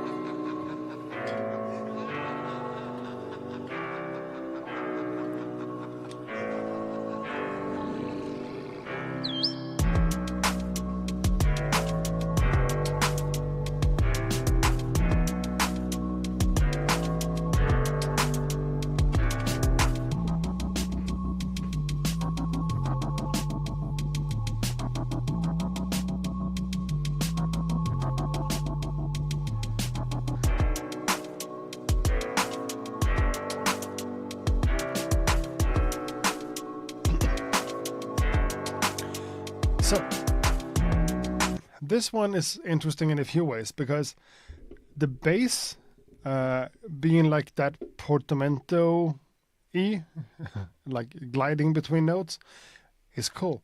But we have had like 2 beats or maybe even 3 of them today that doesn't really hold together in the way that it has a few different sections, but it doesn't combine into a sum greater than its parts. And this one does. The main loop, I guess, could be this one. What?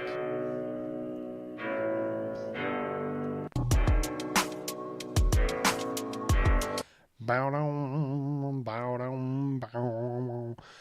Not that interesting in in the long run. So that's why we have a few different variations with different drum programming and different notes and everything. And it's still cohesive and it still makes sense and it still holds together. To me, that's an art form in itself, to create the different sections, because many of us, I should say, are working in loops in one way or another. So creating 2 different loops that goes well together shouldn't be that difficult. And this person right here, Mr. Clayhammer, did a great job. And that's why I want to address it. Having different sections like that makes sense together is cool. I'm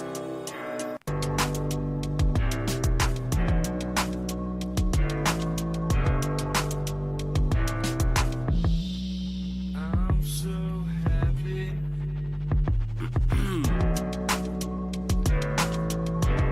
And that little vocal thing, I only heard it once, which is interesting. And it, having different section that goes well together is the opposite of having just threw everything in there. It doesn't make sense. This entire thing makes sense, even though we have this crazy outlier things. It's good. I'm not a huge fan of the drums myself, but that's me and my personal taste coming through. But this is just a great example of how you can take a pretty simple idea like these notes and still make it fun and interesting and a pretty nice piece of music in its entirety.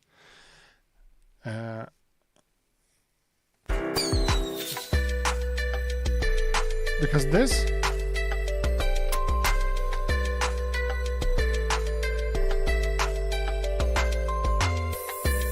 this makes a lot of sense in context.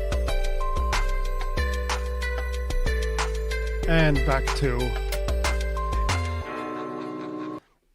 so it's basically the same chords, the same chord progression and the same musical idea, but played in different ways, with arpeggios and without, and with a hi-hat pattern going crazy, and with the bass in and then the bass out. So it's a simple idea, but flipped around in so many different ways that it's still fun to listen to. As a producer myself, I can see what you did, and it's just, it's cool, and it's pretty exciting for what it is. So you took a really basic and simple idea that's not that exciting, and you made it exciting because of the different stuff, I think that's cool, and it's worth mentioning.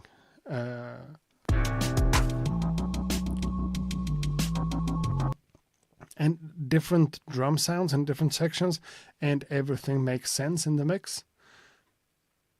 That's worth something,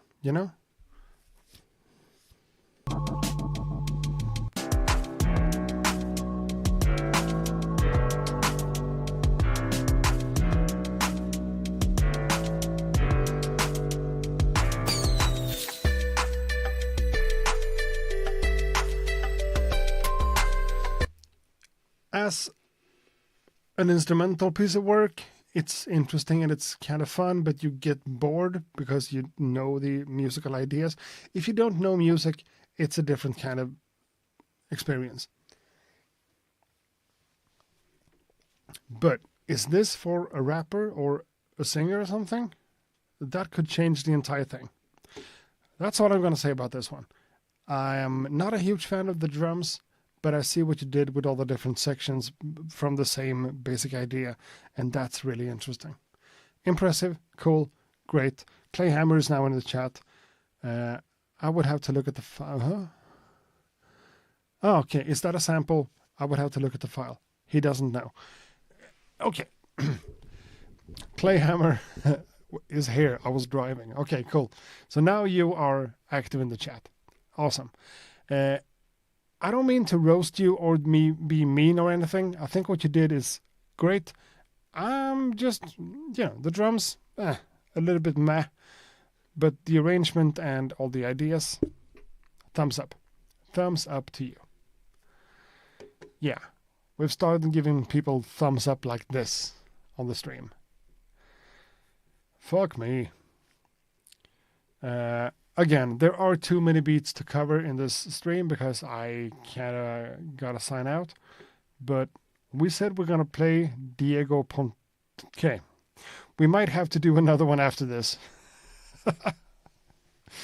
Diego Pontigo, don't take this the wrong way, but when the message is jungle techno vibes, this Diego is Buckshot Jerry in the chat. I hope you don't take offense, but we might have to play another one to kind of end the stream on something that I know a little bit more about. Jungle techno vibes, the one you sent in last week, I like that one a lot in its genre, but still a genre I don't really get. But who am I to judge you before I even heard it? But you put the word techno in there. Jungle techno vibes from Buckshot Jerry or Diego Pontigo. Let's fucking go. Yep.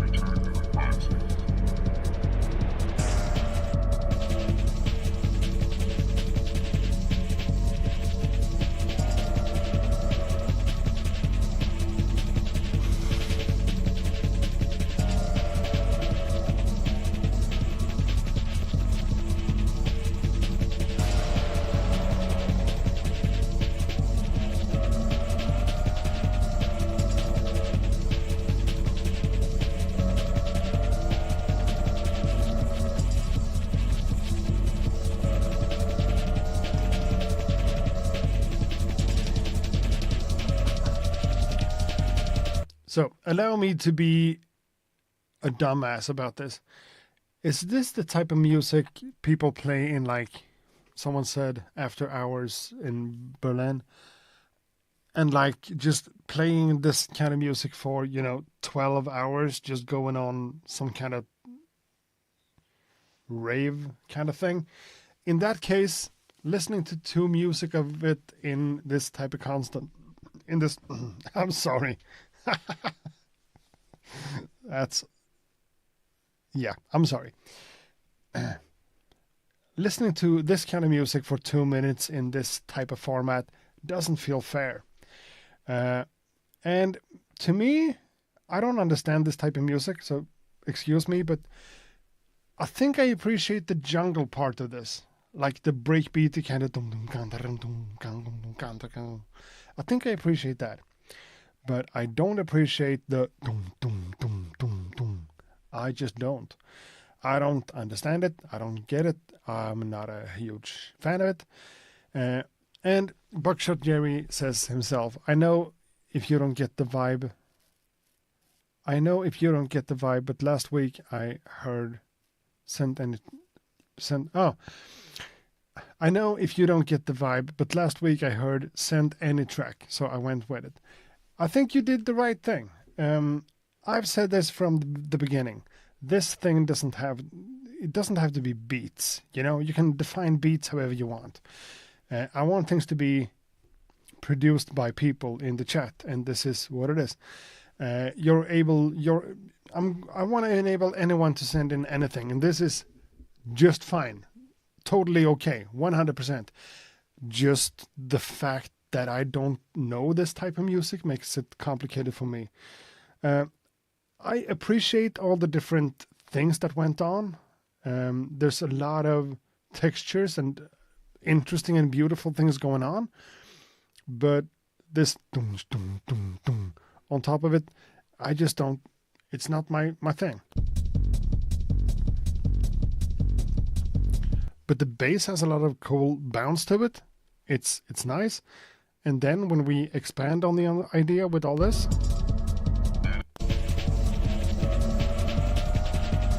it's cool. Production-wise, I think this is pretty cool because you're working with soundscapes and stuff that's more than just 4 or 8 bars. It's extended and it takes time to land, and it all the different pieces in this case collects or creates this entire vibe that's, you know, sound-wise, it's nice. The rhythm and the feeling, the genre here, the style, I don't like it, I don't understand it, but still, the sounds and the synths and everything that's going on is interesting. Hearing all this without the drums whatsoever would just be a cool soundscape.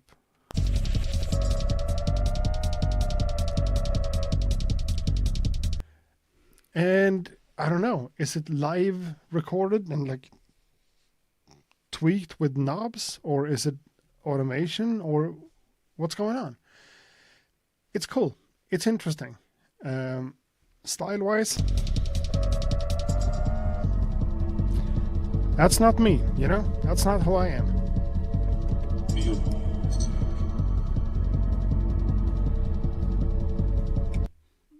So the techno part of this is beyond me. It's not, I don't get it.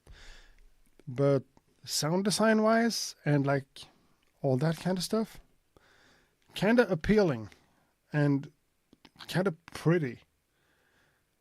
But in this context, in this genre, it just creates something that I don't really get.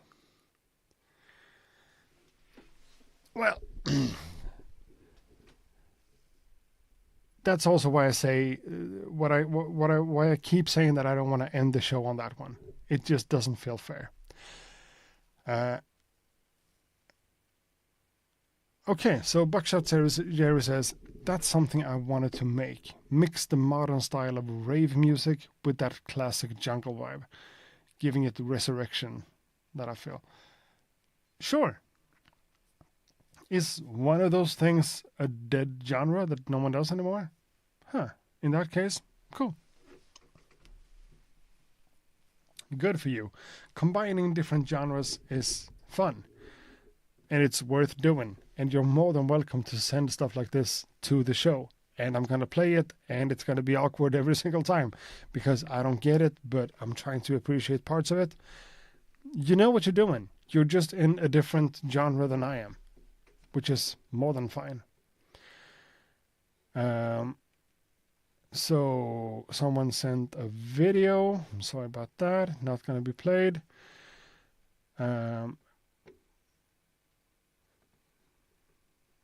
Okay. I thought I got like 20 and I haven't played. Let's check on this. 1, 2, 3, 4, 5, 6, 7, 8, 9, 10, 11, 12, 13, 14. 14, 15, 16, 17, 18, 19. Okay, yeah, it's too much.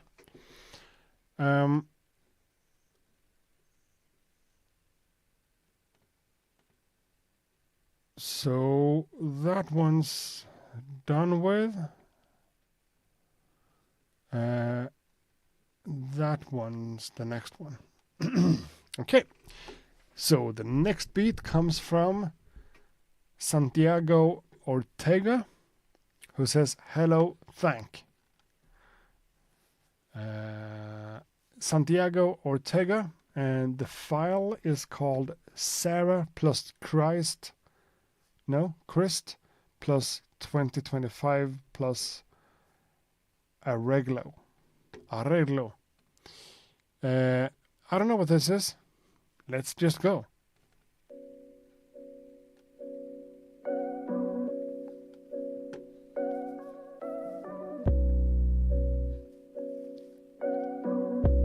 New school.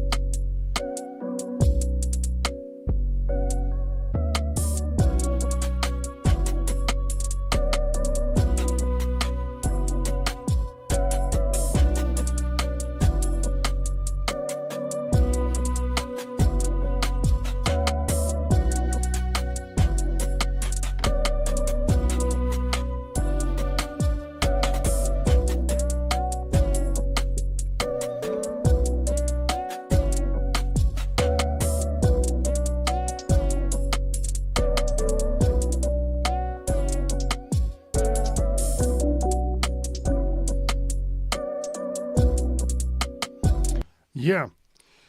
Normally, I'm not a huge fan of like modern type of beats like this, but in this case, this was well produced. This was good. I love what you did with the flutes and stuff. Exactly those kinds of melodies I would try to come up with myself. On top of this trap, I don't even know the genres anymore. That type of groove and that type of melody on that type of instrument worked really, really well.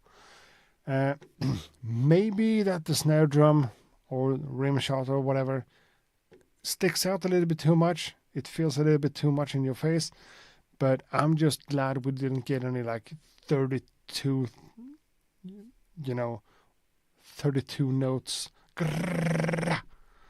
snares.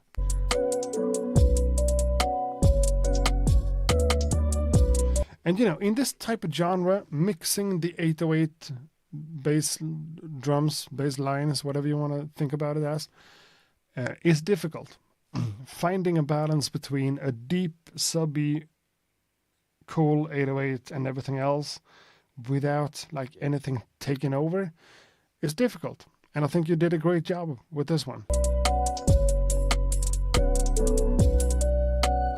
And that type of piano, blim, blim, blim, blim, could be used in kind of a lo-fi beat, to be honest, and just put in this context with that type of flute.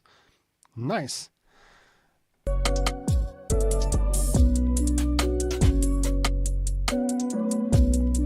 And I know, programming drums like this is really fun. Like playing with the hi-hats like that.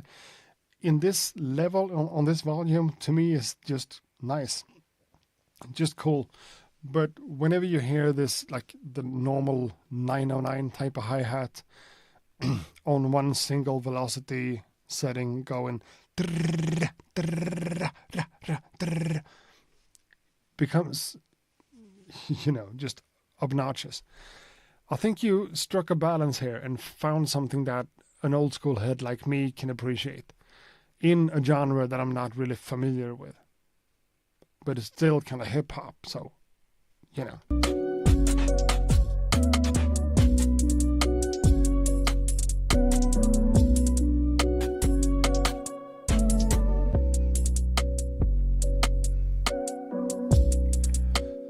But I'm sure if you put like a new school type of rapper on top of this, I would hate it.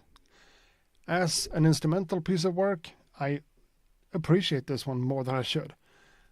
But, someone going like,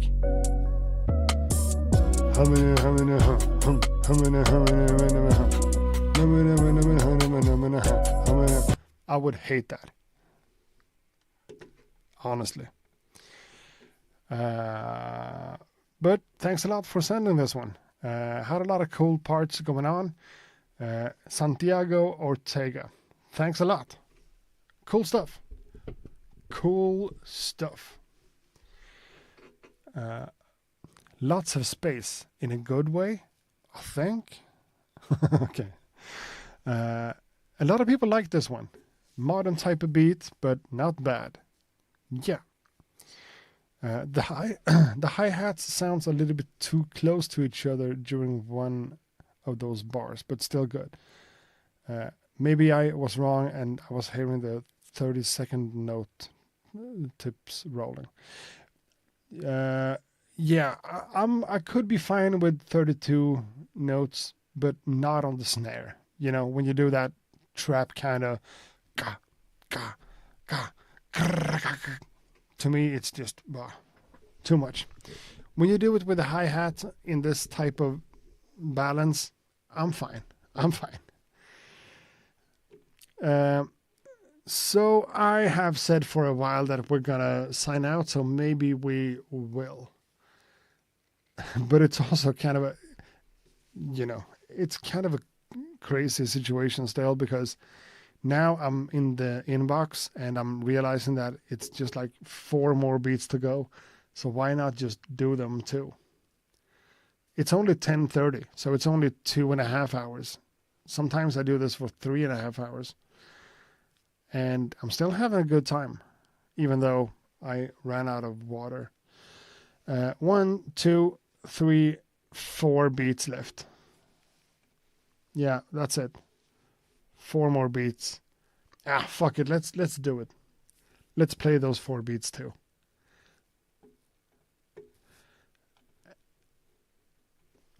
I don't think I have a time to.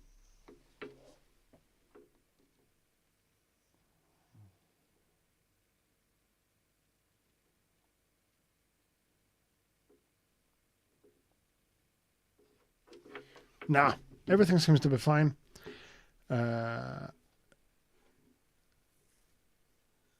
So, the next track is from soell. Or, as we all know him, Made Soell in the chat. I Won't Stop. That's the one. Cool. soell says, work in progress. I'm having fun with. And that's always a good thing. Having fun with the music you make is the end all be all, So Made Soell is going to be played. Beat Owl says, AC equals awesome. I don't know that. But yeah. Made Soell with a track called I Won't Stop Sample. Work in progress. Cool. Oh, that kick drum is taking over. I'm sorry about that if I busted any eardrums. So let's switch to that one. Cool. And turn down the volume. Let's go again.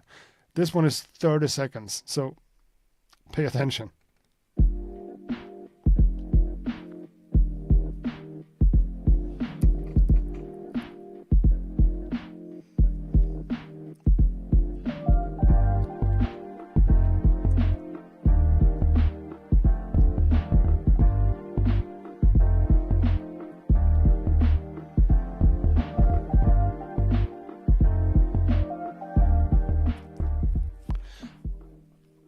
Why did my mind immediately go Daft Punk?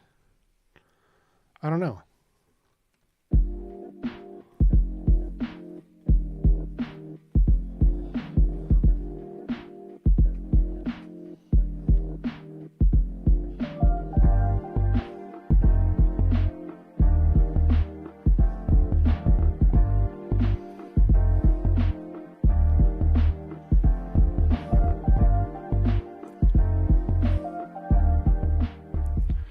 Yeah, this one could be extended to a full track. I'm immediately like something, the mix, it's muddy and it's vibey and it's, I guess it's supposed to be lo-fi and whatever, and that's cool. It is. Made so well says, I just started it. I could have looped it up, but hey. Yeah, we still get the idea here. We all make music. We know how to put loops together, right? The bass hits, doom, doom, doom, doom, doom, doom. Predictable, but cool. And that together with the sample and the vibes of everything, just nice. But I would have tried to do this a little bit more, a little bit cleaner. Take it out of the lo-fi, super filtered genre and just bringing it into a little bit more, clearer, a little bit more, a little bit, again, with the crispiness and the hi-hats and the shimmer and the clarity. But the idea, you love it, I love it too. This is a great idea for a track. My Daft Punk thing is still kind of messing with me because I'm still thinking about them. Maybe it's just because of the filtering and the bass. It's really cool. It is.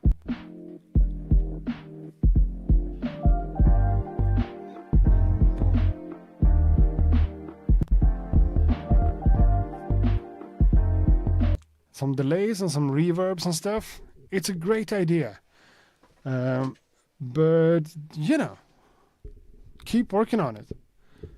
Can you play it again? I think I played it almost 3 times now.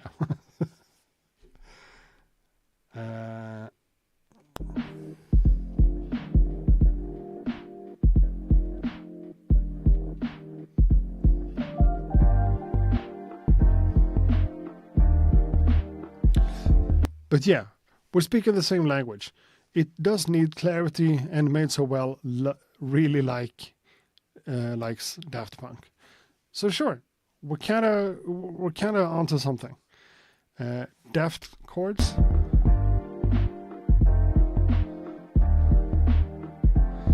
And the thing itself, the loop itself, has a lot of energy to it. That's really pleasing to hear. Makes a lot of sense, and it's really cool. I would love to hear you working on this one for a little bit more and just finishing it, Adding some clarity with just some EQs and just taking out some of that grittiness. And, Beat Owl says, I would love some string sounds on this, on top. Yeah, for sure. And also this part that comes in over here. Doo-doo-doo. Doo-doo-doo. And that could also be flipped on its side to be and create this whole jam situation out of it. Awesome stuff. Made so well. Thanks a lot for sending it in. Please work on it and drop it on Discord, and we'll be able to check it out at a later time. The idea for this one is really strong. For sure, really strong stuff. Thanks a lot. Made so well. Made so well. Which now leaves us in a position where we have 3 more beats to play. And the next one comes from someone who's been asking for 1.5 hours now, I think. OPDBX. My most recent beat on the epic MPC 500. Cool. The MPC 500 is one of those MPCs that I haven't had myself, but it's a cool one. It's a cool MPC for sure. I think all MPCs are cool MPCs, but you know what I'm saying. So, again with the name OPDBX. OPDBX on the MPC 500. Let's go. No. Anticlimactic. Let's go.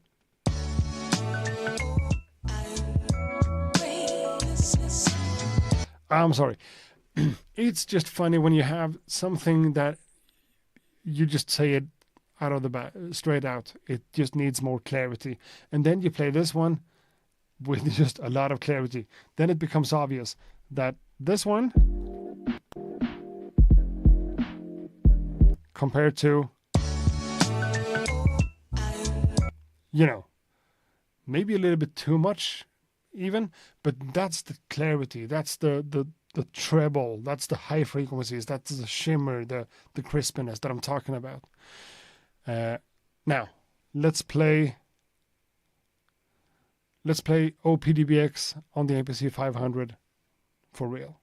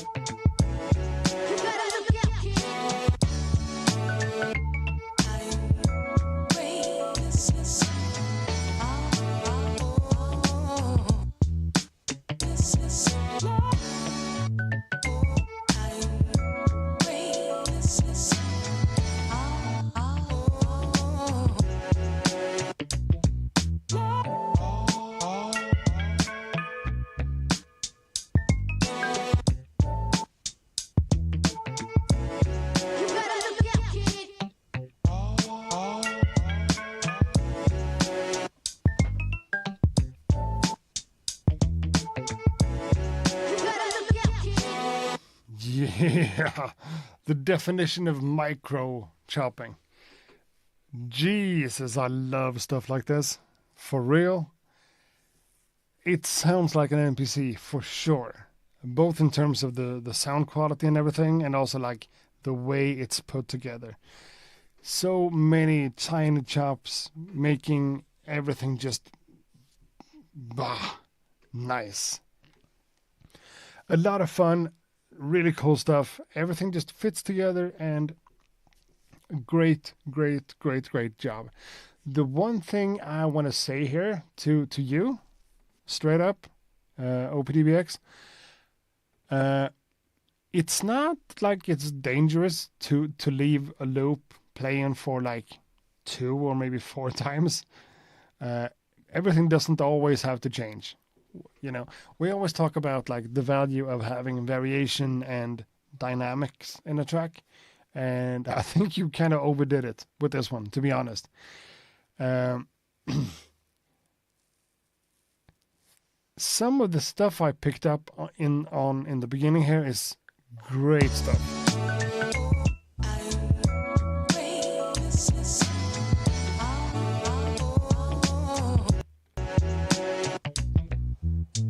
At that point, I want the same loop again. We have so many different chops going on. I just need to adjust to kind of get into the vibe of the track.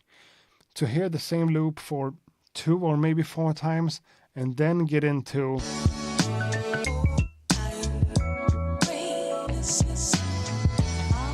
okay, it's the same loop.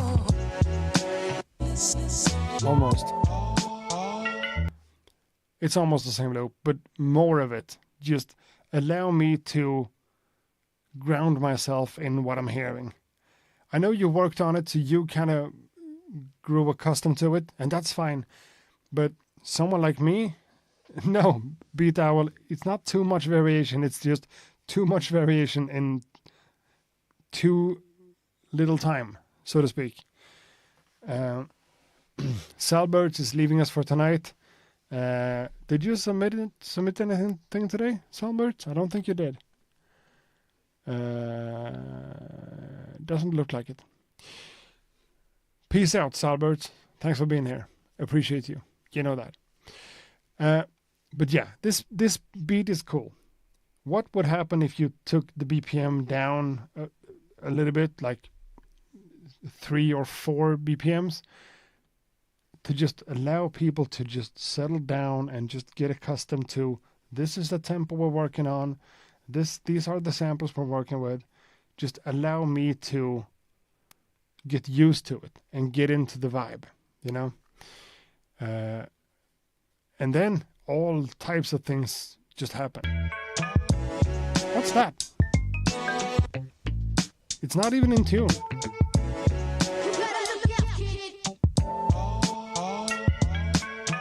That piano thing is out of tune, but not in a way that bothers me.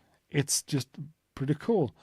But if I was allowed to get used to the entire thing and get into the zone before that happens, I think it just would make the listening experience easier for someone who doesn't make music themselves.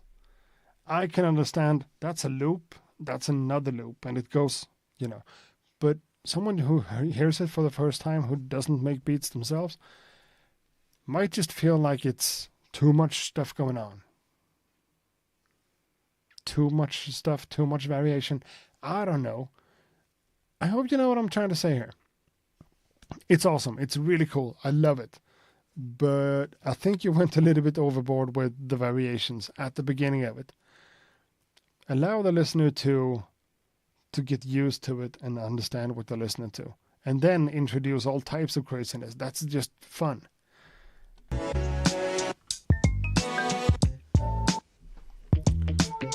But from someone who chops a lot of samples, I see what you did here. It's great. Great work. Great work. But yeah. OPDBX, you got featured today too, and you gave me a super chat, didn't you? Yeah, you did. OPDBX with $5. Here's 5, homie. I love these live streams. Thank you. I love you being a part of it. Sorry that I almost skipped you. That's just what life is these days.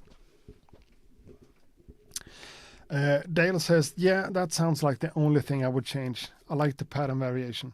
Me too, but maybe in a different, you know. OPDBX himself says, I totally get it. I probably went a bit overboard with this one on the jobs. Maybe not, but just in the arrangement, leaving the craziness for a little bit later to I'm repeating myself. You know what I'm saying? It's awesome. Great work. I love it. But you know.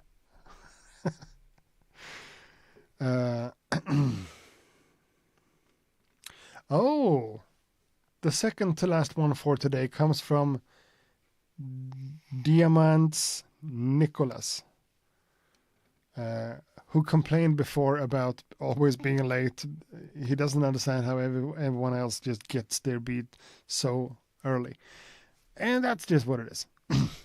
So, I don't know how to say that.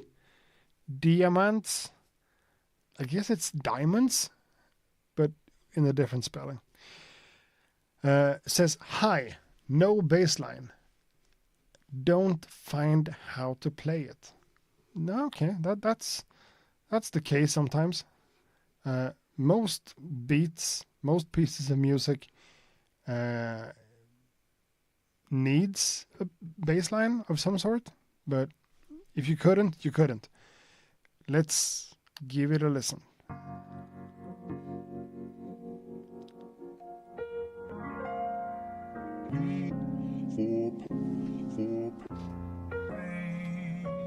The 4-4 blue steel. Just signed a new deal, but I was soup still.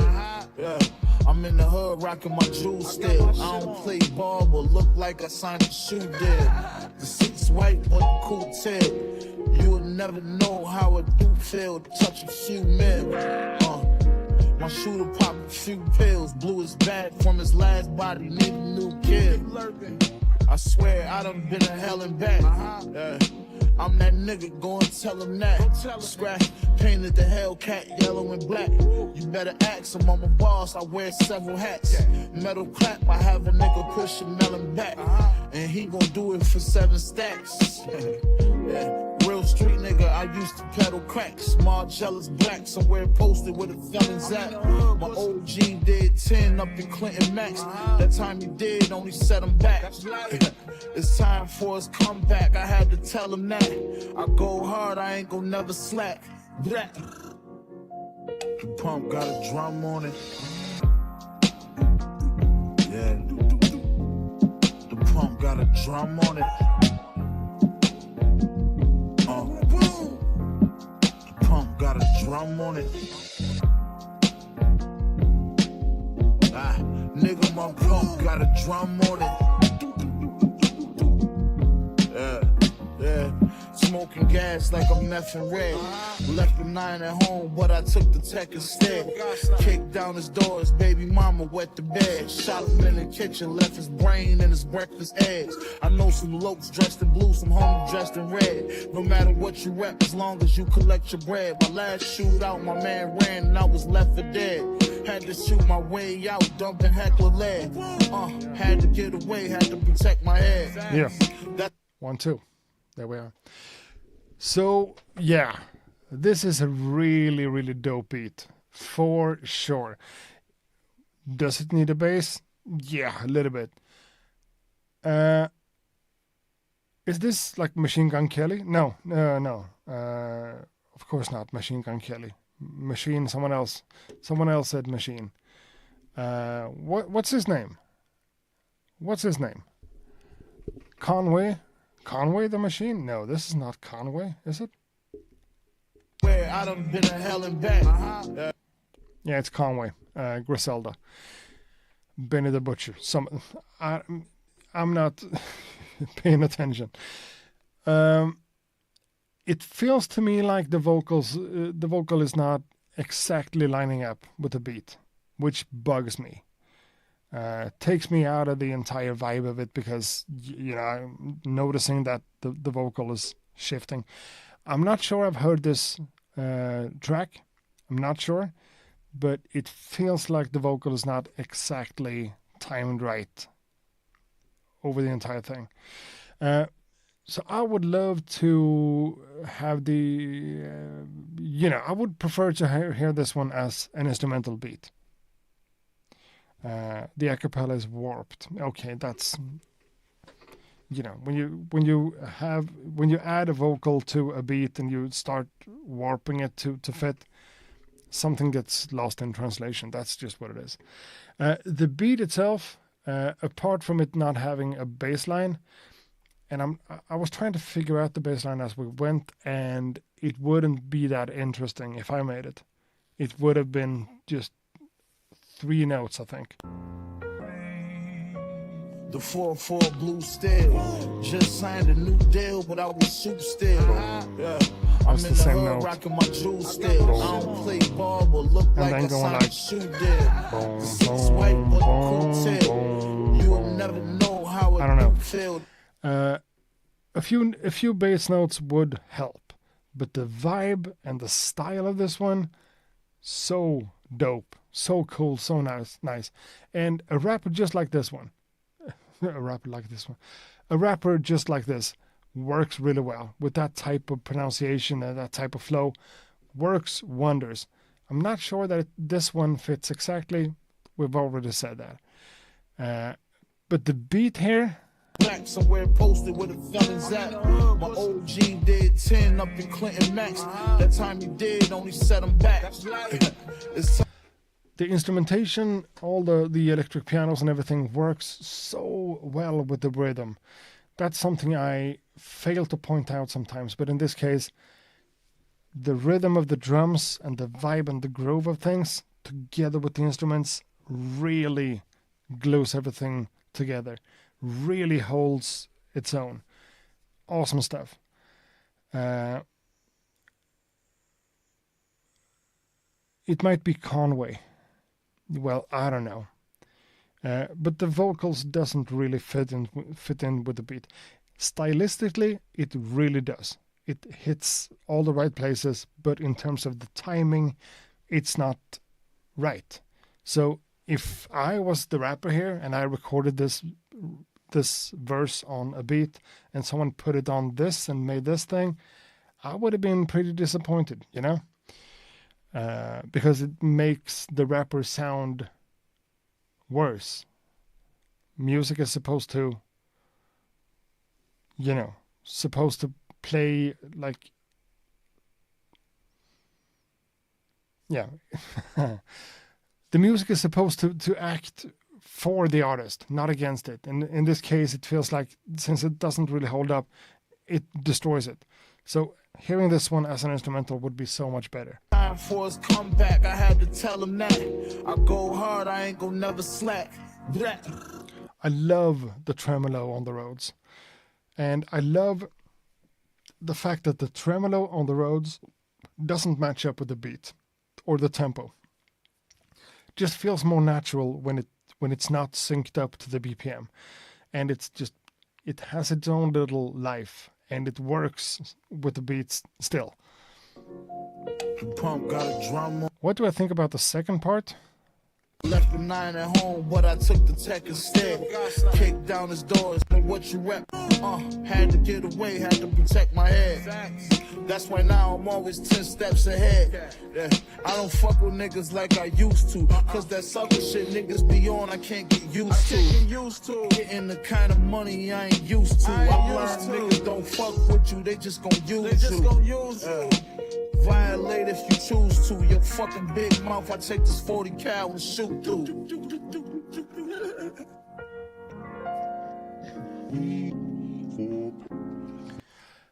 I think you can use the second part more.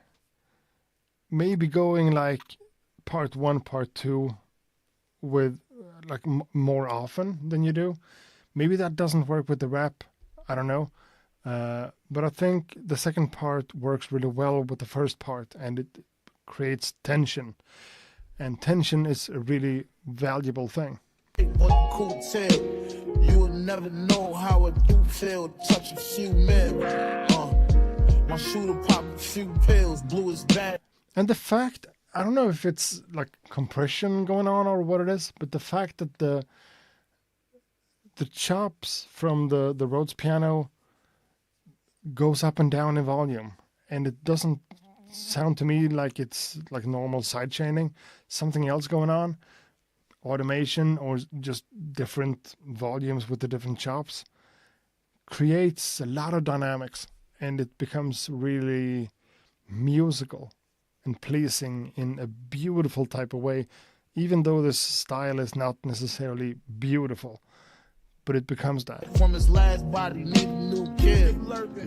I swear I done been a hell of. And the more I listen to it, I'm noticing stuff like the snare drum feels too loud overall compared to the sample and the kick. Back. I'm that nigga, go and tell him that. Scratch. But also, since you don't have proper bass notes in there, we're not getting the full picture of what the balance of the track could be and what it could become. So if we filled up more of the sub-bass space with actual notes, maybe the snare would not feel as, maybe the snare wouldn't stand out that much. Painted the Hellcat yellow and black. You better ask him, I'm a boss, I wear several hats. My pump got a drum on it. Okay, we're talking about that part. Yeah, I'm trying to avoid that part because I don't understand it. Let's listen to it again and see if we can follow along where the one is, because I lost all senses of rhythm.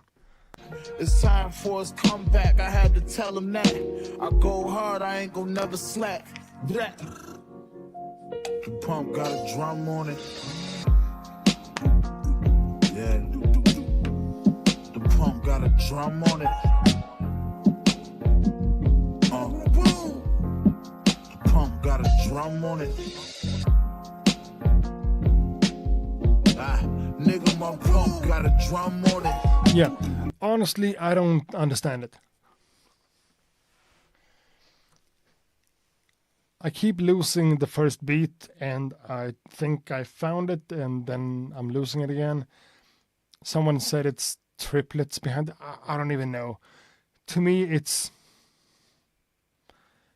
a little bit too crazy, but also the vocals messes me up because I'm trying to interpret the rap as like usual, and no.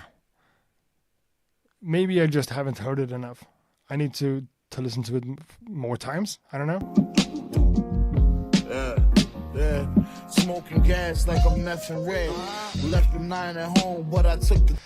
Don't get me wrong, but if I lose track of the first beat, as a producer myself, who makes a lot of beats, whatever you might think of them, someone who doesn't listen to a lot of music or make music themselves would probably react even worse. Could probably react even worse. It is kind of cool. But maybe it goes on for too long that I'm starting to think about it and analyze where the one is and trying to look for it, and it bugs me. So maybe if it was like a shorter section, but I'm talking about the drums. Everything that happens musically is cool. It's a change up and it's nice, but the drums and the snare drum, because it's also a little bit loud, just takes me out of it. We gotta move on. But thanks a lot for this one. Great production. Unfortunate mishap with the vocals, but all in all, good stuff. And today's last feature on the beat. Okay, I think I'm losing my mind. Opening Logic again. I don't know. So, the last beat for today, the last beat for this little episode of the Beat Review live streams that we do every single Monday. Not every single Monday in the future, but for now, that's what it is. The last beat for today comes from FJ, who said, made this on BandLab on my phone a couple of years ago and forgot about it. Throw away. Okay. So you still sent it in, You still submitted the beat as everyone else does. So if it's a throwaway beat, let us be the judge of that. Made on BandLab years ago. This could be pretty bad, or pretty cool, or pretty interesting, or who knows. FJ in BandLab years ago. A throwaway beat.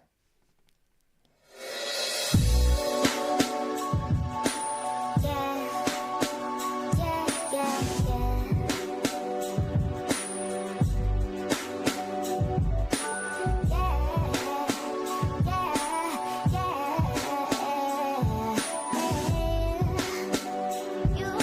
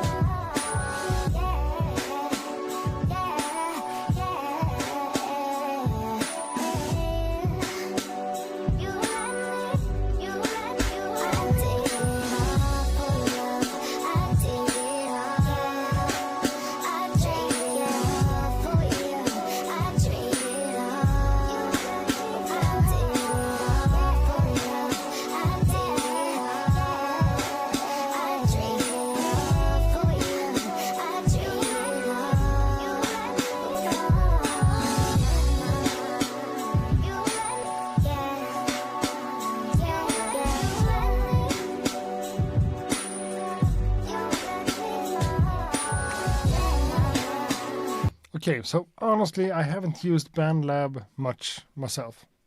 A little bit, but just like a couple of times. So I don't know if BandLab like provides you with a lot of like pre-made samples or whatever. This one has potential for sure. It goes a little bit too crazy with the vocal sample being like stacked on top of another vocal sample.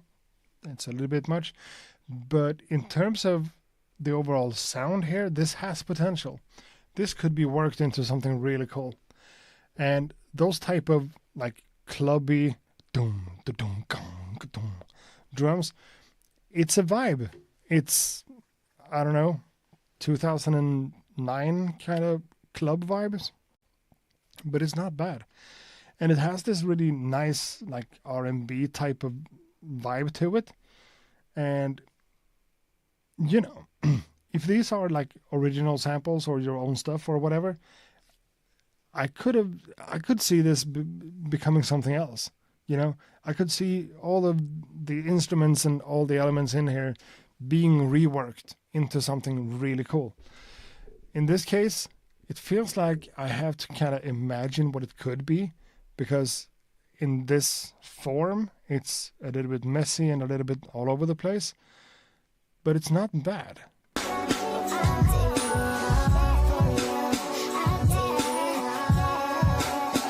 The mix is also a little bit all over the place, but you call this one a throwaway yourself. So maybe it is, but some of the samples and some of the things in there could be used in really cool ways. But for sure, R&B kind of female singers on top of this, if you just could take out some of the vocals without dropping the entire vibe.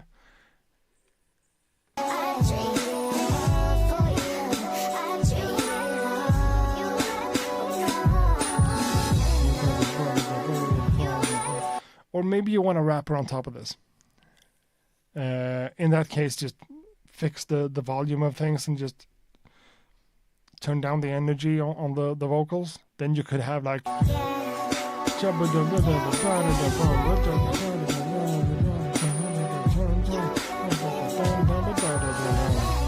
you could have a rapper on top of this, sure.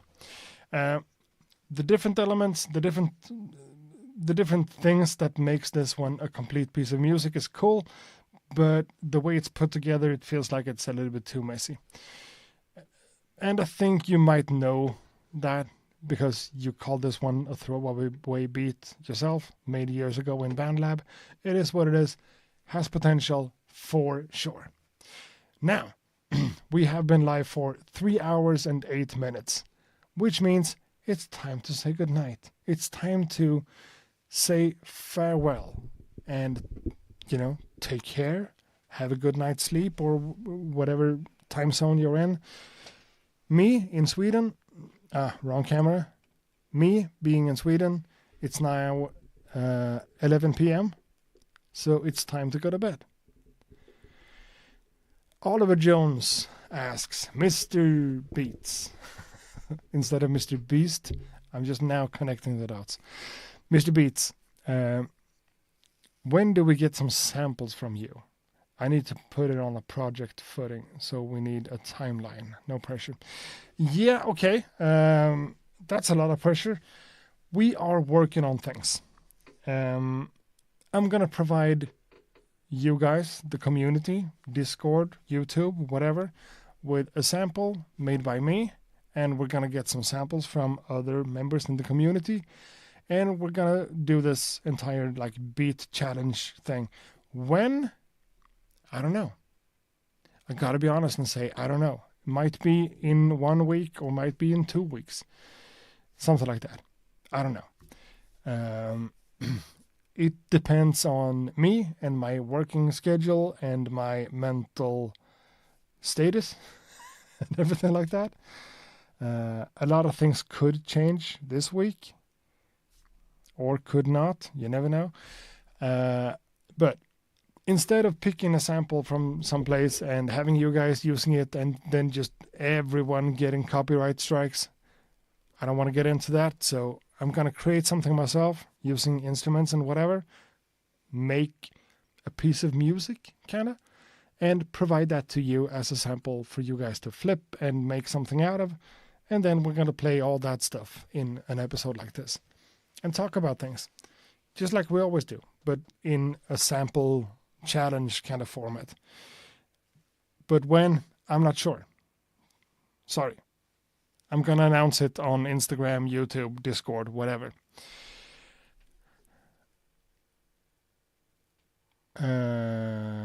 And this entire show, this entire Beat Review streams on Mondays might shift over to another day of the week. Might be Tuesdays and it might be every other week.